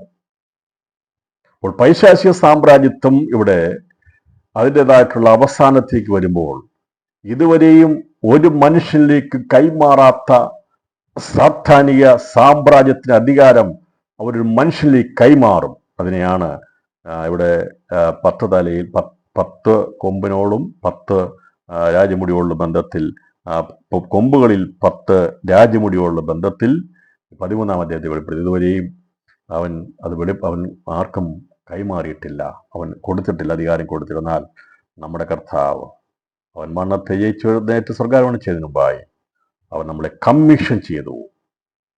ദൈവസഭയുടെ ആരംഭത്തിൽ തന്നെ നമുക്കവൻ അധികാരം തന്നിട്ടാ പോയത്. കാര്യം മനസ്സിലായോ? കാര്യം പിടികിട്ടിയോ? എന്നാൽ ഇന്ന് വരെ സാത്താൻ അവൻ്റെ അധികാരം അവൻ്റെ അനുജനന്മാർക്ക് കൈമാറിയിട്ടില്ല. എന്നാൽ യേശു പറഞ്ഞു, ഞാനിരിക്കുന്നിടത്ത് നിങ്ങളും ഇരിക്കേണ്ടതിന് നിങ്ങൾ അധികാരമുള്ളവരായിരിക്കണം. ദൈവം നമുക്ക് അധികാരം തന്നു. ഇന്ന് രാത്രിയിൽ പാപത്തെ ദൈവം നീക്കി നമ്മെ അധികാരമുള്ളവരാക്കി മാറ്റി. അതേ, മരണത്തെ നമ്മളെ വിടുവിച്ചു. നിത്യതയ്ക്ക് വേണ്ടി, തേജസ്സിന് വേണ്ടി നമ്മളെ ഒരുക്കിയെടുത്തു. കർത്താവ് പറഞ്ഞു, നിങ്ങൾ എൻ്റെ സദൃശന്മാർ ആകുമെന്ന് പറയുവാനായിട്ട് അതാണ് ദൈവം നമുക്ക് തന്നിരിക്കുന്ന അധികാരം. ആ അധികാരം നമുക്ക് തന്നിട്ടുണ്ട്. എന്നാലിവിടെ ഈ മഹാസർപ്പത്തിന്റെ തലയിൽ 7 രാജമുടി അവന്റെ തലയിൽ വെച്ചുകൊണ്ടിരിക്കുക, ഇതുവരെയും അവൻ കൈമാറിയിട്ടില്ല. എന്നാൽ ക്രിസ്തുവിന്റെ തലയിൽ മുൾക്കിരീടമാ കൊടുത്തത് കൊട്ടോ കർത്താവ് പറഞ്ഞു, നമുക്ക് കഷ്ടതയുണ്ട്, ഭൂമിയിൽ കഷ്ടതയുണ്ട്. അവന്റെ തലയിൽ മുൾക്കിരീടമാ കൊടുത്തെങ്കിൽ അവന്റെ തലയിൽ പൊൻകിരീടം വെക്കുന്ന ഒരു ദിവസമുണ്ട്. അവന്റെ സേനാ ദിവസത്തിൽ അവൻ രാജാതിരാജാവായി അവൻ അവിടെ രാജ്യത്വം ഏറ്റെടുക്കുന്ന ഒരു ദിവസമുണ്ടെന്ന് അവനോടുകൂടെ പൊൻകിരീടധാരികളായി തീരുവാൻ വേണ്ടിയാ നാം ദിവസങ്ങളിൽ അല്പമല്പമായി കഷ്ടങ്ങൾ സഹിക്കുന്നത്. അതുകൊണ്ട് തളർന്നു പോകരുത്, ക്ഷീണിച്ചു പോകരുത്. ക്രിസ്ത്യ വിശ്വാസി വന്നിട്ട് നാം ദിവസങ്ങളിൽ പതറിപ്പോകരുത്. കാരണം ദൈവം നമുക്ക് വേണ്ടി ദൈവത്തിൻ്റെ അധികാരം നമുക്ക് തന്നുകൊണ്ട് കഷ്ടതകൾ വരുന്നുണ്ടെങ്കിലും അതിനെ അതിജീവിപ്പാൻ ഉയരത്തിൽ ദൈവം ഒരുക്കിയിരിക്കുന്ന പദവിയെ കണ്ടുകൊണ്ട് ദിവസങ്ങളിൽ നമ്മുടെ അലസത വിടണം. നാം ദിവസങ്ങളിൽ മടിയെ മാറ്റണം. നമ്മുടെ ജീവിതത്തിന്റെ കഷ്ടത സഹിച്ചുള്ള വിഷയങ്ങളുണ്ടെങ്കിൽ അതെല്ലാം മാറ്റി ഊർജ്ജസ്വലരായി അത് പ്രാപിച്ചെടുക്കുവാൻ വേണ്ടിയുള്ള ആത്മീയ കാഴ്ചപ്പാടും ഉൾക്കാഴ്ചയുമുണ്ടാകുവാൻ ദൈവാത്മാവിൽ നമുക്ക് ദിവസങ്ങളിൽ സഞ്ചരിക്കുവാൻ കർത്താവ് നമ്മെ സഹായിക്കട്ടെ. എൻ്റെ വാലിനെ കാണിക്കുന്ന കള്ളപ്രവാചകനെ കാണിക്കുന്നത് യെശയ്യാ 19-ാം അധ്യായം 14-ാം വാക്യം വായിക്കുമ്പോൾ ആണ് അങ്ങനെ തന്നെ വ്യാഖ്യാനിക്കുന്നത്. ആരാണ് വാൽ എന്നുള്ളത് വെളിപ്പെടുത്തിയിട്ടുണ്ട്. നമുക്കറിയാം, പ്രവാചകന്മാരെ കുറിച്ച് പറയുമ്പോൾ നിന്നെ ഞാൻ വാലല്ല തലയാക്കാം എന്ന് പറയുന്നത് കേൾക്കാം, അല്ലേ? ഞാൻ നിന്നെ വാലല്ല തലയാക്കാം. പണ്ടത്തെ പ്രവചനങ്ങളായിരുന്നു. പക്ഷെ ഇപ്പോൾ അത് അങ്ങനെ പ്രവചിക്കുന്നൊരു കുറഞ്ഞു പോയെന്ന് എനിക്ക് തോന്നുന്നു. ഞാൻ അത് പ്രവചനം കേൾക്കാറില്ല. പണ്ട് പ്രവചിക്കുമ്പോൾ ഏറ്റവും പ്രധാനപ്പെട്ട വിഷയമായ 40 ദിവസം ഞാൻ നിന്നെ വാലല്ല തലയാക്കാമെന്ന് പറയുമായിരുന്നു.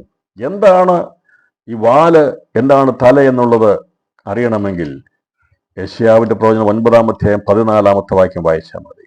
പറഞ്ഞിരിക്കുന്ന ഇപ്രകാരമാണ് പറഞ്ഞിരിക്കുന്നത്, അതുകൊണ്ട് യഹോവ ഇസ്രായേലിൽ നിന്ന് തലയും വാലും പനപ്പട്ടയും പോട്ടപ്പുല്ലും ഒരു ദിവസം തന്നെ ഛേദിച്ചു കളയും. മൂപ്പനും മാന്യപുരുഷനും തന്നെ തല, അസത്യം ഉപദേശിക്കുന്ന പ്രവാചകൻ തന്നെ വാൽ. ഈ ജനത്തെ നടത്തുന്നവർ അവരെ തെറ്റിച്ചു കളയുന്നു, അവരാൽ നടത്തപ്പെടുന്നവർ നശിച്ചു പോകും. ഞാൻ ഈ വാൽ എന്താണെന്ന് വ്യാഖ്യാനിക്കാൻ വേണ്ടി ഒരു ഭാഗം എടുത്തുന്നേ ഉള്ളൂ, വാൽ എന്താണെന്ന് മനസ്സിലാകാൻ വേണ്ടി. അത് എന്താണ് ഈ ഞാൻ നിന്നെ വാലല്ല തലയാക്കാന്നതിൻ്റെ അർത്ഥം, നമ്മളെ ദൈവം സത്യം വിശ്വസിക്കുകയും സത്യം പറയുകയും ചെയ്യുന്ന ഒരു വ്യക്തിയാണെങ്കിൽ കഥ പറഞ്ഞു അവനെ മൂപ്പനും മാന്യപുരുഷനുമായിരിക്കും. മൂപ്പനാകാം അല്ലേ, മൂപ്പനാകാം, മാന്യപുരുഷനാകാം. അതാണ് തല. ക്രിസ്തു നമുക്ക് ആ എൽഡർഷിപ്പ് തന്നു, നമുക്ക് ആ മാന്യത തന്നു. ഒരുപക്ഷെ വിശ്വാസം വരുമ്പോഴുള്ള പരിഹാസമേ ഉള്ളന്നേ. കുറച്ച് ഇവർ പറയും ഇവരെ പോലെ മാന്യതയോ ഉള്ളവർ അറിയില്ലെന്ന് പറയും. അവിശ്വസിക്കുന്നവർക്ക് ആ മാന്യതയുണ്ടല്ലേ, വിശ്വസിക്കുന്നവർക്ക് ആ മാന്യതയുണ്ട്. എൻ്റെ ജീവിതത്തിൽ എനിക്ക് ഒരുപാട് സാക്ഷ്യം പറയാൻ കഴിയും. ക്രിസ്തു വിശ്വസിച്ചുകൊണ്ട് നിന്ദിക്കപ്പെട്ടിട്ടുണ്ട്, പക്ഷേ അതുപോലെ മാനിക്കപ്പെട്ടിട്ടുമുണ്ട്. നമ്മെ ആദരിക്കപ്പെട്ടിട്ടുണ്ട് കർത്താവിൻ്റെ വിശ്വാസം എന്നത് മുഖാന്തരമായിട്ട്. നമുക്ക് ആ മാന്യതയുണ്ട്. ഇവിടെ വാൽ എന്ന് പറഞ്ഞിരിക്കുന്നത് അസത്യം ഉപദേശിക്കുന്ന പ്രവാചകൻ തന്നെ വാൽ. അത് തെറ്റിച്ച് കളയുന്നതാണ്. വാല് തെറ്റിച്ച് കളയുന്നതാണ്. തല ഒരിക്കൽ എന്ന് പറഞ്ഞാൽ ഇവിടെ ഈ വാല് മാത്രമാണ് എടുക്കുന്നത്. ക്രിസ്തു അതിനെ ഒന്ന് വ്യാഖ്യാനിക്കാൻ വേണ്ടി എടുത്തതാണ്. അപ്പോൾ മഹാസർപ്പത്തിന്റെ വാലെന്ന് പറയുന്നത് അസത്യം ഉപദേശിക്കുന്ന, അനേകരെ തെറ്റിച്ച് കളയുന്ന കള്ളപ്രവാചകനെയാണ് വാൽ വെളിപ്പെടുത്തിയിരിക്കുന്നത്. അപ്പോൾ രണ്ട് അടയാളത്തിന്റെ വ്യാഖ്യാനം ഏകദേശം മനസ്സിലായല്ലോ. ഒന്ന്, നമ്മെ വെളിപ്പെടുത്തുന്ന മീതിയുള്ള യെരൂശലേം, അത് സ്വർഗീയ തേജസ്സുകളുള്ള ബന്ധത്തിൽ, 3 പുനരുത്ഥാന ബന്ധത്തിൽ എടുക്കപ്പെടാനുള്ളവരായി തേജസ്സിന്റെ ഗണത്തിൽപ്പെടാൻ വേണ്ടിയുള്ളവരെ വെളിപ്പെടുത്തുമ്പോൾ, മറുഭാഗത്ത് തെറ്റിച്ചു കളയുന്ന കള്ളപ്രവാചകനും അത് ദുർഭരണം നടത്തുവാൻ വേണ്ടിയുള്ള മൃഗവും സാത്താനും കൂടിയ പൈശാചിക ത്രിമൂർത്തികൾ അവിടെ മർമ്മമായി വെളിപ്പെട്ടിരിക്കുകയാണ്. സാത്താനിൽ മൃഗമുണ്ട്, അവനിൽ കള്ളപ്രവാചനുണ്ട്. അത് വെളിപ്പെട്ടിട്ടില്ല, വെളിപ്പെടും. അതേക്കുറിച്ചാണ് പറയുന്നത്. വഴിയിൽ തടയുന്ന ഒരു മർമ്മമാണ്. വഴിയിൽ തടയുന്നവൻ മാറുമ്പോൾ അധർമ്മമൂർത്തി വെളിപ്പെട്ടു വരും. ഇതുവരെ വെളിപ്പെട്ടു വന്നിട്ടില്ല. എന്നാൽ എവിടെയുണ്ട് മൃഗവും കള്ളപ്രവാചനമൊക്കെ അവൻ്റെ സംവിധാനത്തിലുണ്ട്. നമുക്കറിയാമല്ലോ, അവൻ ഡയറക്റ്റ് ചെയ്ത് വെച്ചിട്ടുണ്ട്. അവനും അതിൻ്റെ സമയത്ത് വെളിപ്പെടുത്തുവാൻ വേണ്ടി അവനും അതിൻ്റെ കാര്യപരിപാടികൾ പ്രോഗ്രാം ചെയ്ത് വെച്ചിരിക്കുക. സ്വർഗം നമുക്ക് വേണ്ടി ശ്രേഷ്ഠമേറിയത്, മാന്യമേറിയത്, അതിമഹത്തായത് നമുക്ക് വേണ്ടി പ്രോഗ്രാം ട്യൂൺ ചെയ്ത് വെച്ചിരിക്കുമ്പോൾ അത് പ്രാപിക്കാൻ വേണ്ടി നാം തയ്യാറാകണം. മറുഭാഗത്ത് സാത്താൻ അവൻ്റെ പദ്ധതികൾ ട്യൂൺ ചെയ്ത് വെച്ചിരിക്കുക. അത് വെളിപ്പെടാനുള്ള സമയമായി എന്നുള്ളതാണ് ഈ അടയാളം വെളിപ്പെടുത്തിയിരിക്കുന്നത്. അപ്പോൾ ഇവിടെ ഇന്ന് രാത്രിയിൽ ഈ പറഞ്ഞിരിക്കുന്ന എന്താണ് മഹാസർപ്പം എന്നുള്ളത് മനസ്സിലായല്ലോ. സാത്താൻ, മൃഗം, കള്ളപ്രവാചകൻ എന്നീ പൈശാചിക ത്രിമൂർത്തികളെ മൂന്നിൻ്റെയും പ്രവൃത്തിയെക്കുറിച്ചാണ് ഇവിടെ പ്രതിപാദിച്ചിരിക്കുന്നത്, ഇവിടെ കാണാൻ സാധിക്കുന്നത്. ദുഷ്ടൻ പരീക്ഷിക്കുന്നു. മൃഗം മ്ലേച്ഛമായ അധികാരം നടത്തുന്നു. തലയിലെ കൊമ്പും അവൻ്റെ 7 തലയും 10 കൊമ്പും കാണുന്ന മൃഗീയ അധികാരത്തെയാണ് വെളിപ്പെടുത്തുന്നത്. ദുഷ്ടൻ പരീക്ഷിക്കുന്നു, മൃഗം മ്ലേച്ഛമായ അധികാരം നടത്തുന്നു, കള്ളപ്രവാചകൻ വശീകരിച്ച് തെറ്റിക്കുന്നു. രാത്രി സമയം പോയതുകൊണ്ട് ഞാനിത് ഇവിടെ വിരാമം വിടാം. ഇവിടെ ഇത് ഈ സന്ദേശം കേൾക്കുന്നവരെ, തെറ്റിച്ച് കളയുന്ന വാൽ കള്ളപ്രവാചകനാ. അത് ലോകത്ത് ഒരുപാടുണ്ട്. മനുഷ്യനെ തെറ്റിച്ച് കളയും. എന്നാൽ സത്യത്തിൻ്റെ വചനം അത് കേൾക്കുമ്പോൾ ഒരുപക്ഷെ പലർക്കും ബുദ്ധിമുട്ടായിരിക്കും. അത് വശീകരിക്കുന്നതല്ല, പ്രലോഭനങ്ങൾ വാക്കുകളല്ല, കുറവുകളെ വെളിപ്പെടുത്തി നമ്മെ നേരെയുള്ള വഴിയിലേക്ക് നയിക്കുന്ന മാന്യതയുള്ളവരാക്കി തീർക്കുന്നതാണ് തലയാകുന്ന ക്രിസ്തുവിൻ്റെ ഉപദേശം. എന്നാൽ സാത്താൻ ആകുന്ന അവൻ്റെ ആ പദ്ധതികൾ, അതെ, അവൻ പരീക്ഷിക്കുന്നു എന്ന് പറഞ്ഞാൽ മനുഷ്യനെ ഏതെങ്കിലും വിധത്തിൽ അവനെ അവൻ്റെ വിശ്വാസത്തെ ഇല്ലാതാക്കാൻ വേണ്ടി അവൻ തത്രപ്പെട്ടുകൊണ്ടിരിക്കുന്നു. മൃഗമ്ലേച്ഛമായ അധികാരത്തിന് വേണ്ടി നമുക്കറിയാം ലോകഭരണങ്ങൾ അവൻ്റെ കയ്യിലേക്ക് ഓരോ ദിവസവും തോറും വീണുകൊണ്ടിരിക്കുക. അതെ, ലോകരാജ്യങ്ങൾ, ലോക സാമ്രാജ്യത്വങ്ങൾ ഓരോ ദിവസങ്ങൾ ചെല്ലും തോറും, ഓരോ വർഷങ്ങൾ ചെല്ലും തോറും അധികം താമസിയാതെ ദേശമായിരിക്കുന്ന പൈശാചികന്റെ എതിർ ക്രിസ്തുവിൻ്റെ കരത്തിലേക്ക് വീഴും എന്നുള്ളത് ഈ പ്രവചനം വായിക്കുമ്പോൾ നമുക്ക് കാണാൻ സാധിക്കുന്നു. അവന് തുണ നിൽക്കുന്ന കള്ളപ്രവാചകനും രംഗപ്രവേശനം ചെയ്യും എന്നുള്ളതാണ് വെളിപ്പെടുത്തിയിരിക്കുന്നത്. ഇതേക്കുറിച്ച് ദാനിയേൽ പ്രവചന പുസ്തകത്തിൻ്റെ പഠനത്തിൽ ഞാൻ വെളിപ്പെടുത്തിയിട്ടുണ്ട്. അത് ഇതിനോടൊപ്പം പഠിക്കുന്നത് നല്ലതാണ്. എന്നാൽ ഈ ഭാഗം വായിക്കുമ്പോൾ ഇത്രയും ഭാഗം മനസ്സിലായല്ലോ.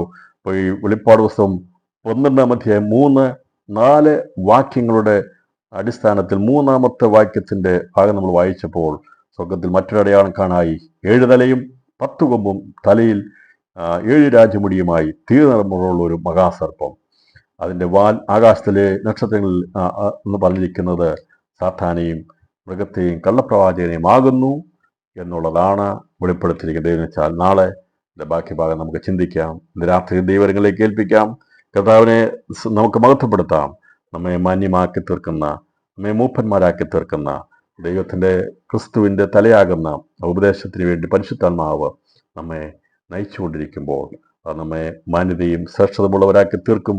ആ ഒരു ഉപദേശത്തിന് വേണ്ടിയാണ് നാം നിൽക്കുന്നതെന്നാൽ അനേരെ വശീകരിച്ച് അസത്യം ഉപദേശിച്ചുകൊണ്ട് നരകത്തിലേക്ക് കൊണ്ടുപോകാൻ വേണ്ടി, അഗ്നരകത്തിലേക്ക് വീഴിക്കാൻ വേണ്ടി പരീക്ഷനാകുന്ന സാത്താനെ വശീകരിച്ചുകൊണ്ടിരിക്കുമ്പോൾ രാത്രി നമുക്ക് അതിനോട് വിട പറഞ്ഞുകൊണ്ട് നാം നമ്മളെ മാറ്റിയത് നമ്മെ സത്യത്തിൻ്റെ വചനത്തിന് വേണ്ടി പിതാവിനോടും പുത്രനോടും പരിശുദ്ധാത്മാവിനോടുമാണ് നമുക്ക് കൂട്ടായ്മയുള്ളത്. അവൻ്റെ പുത്രനായിരിക്കുന്ന യേശുവിനോടാണ് നമുക്ക് കൂട്ടായ്മയുള്ളത്.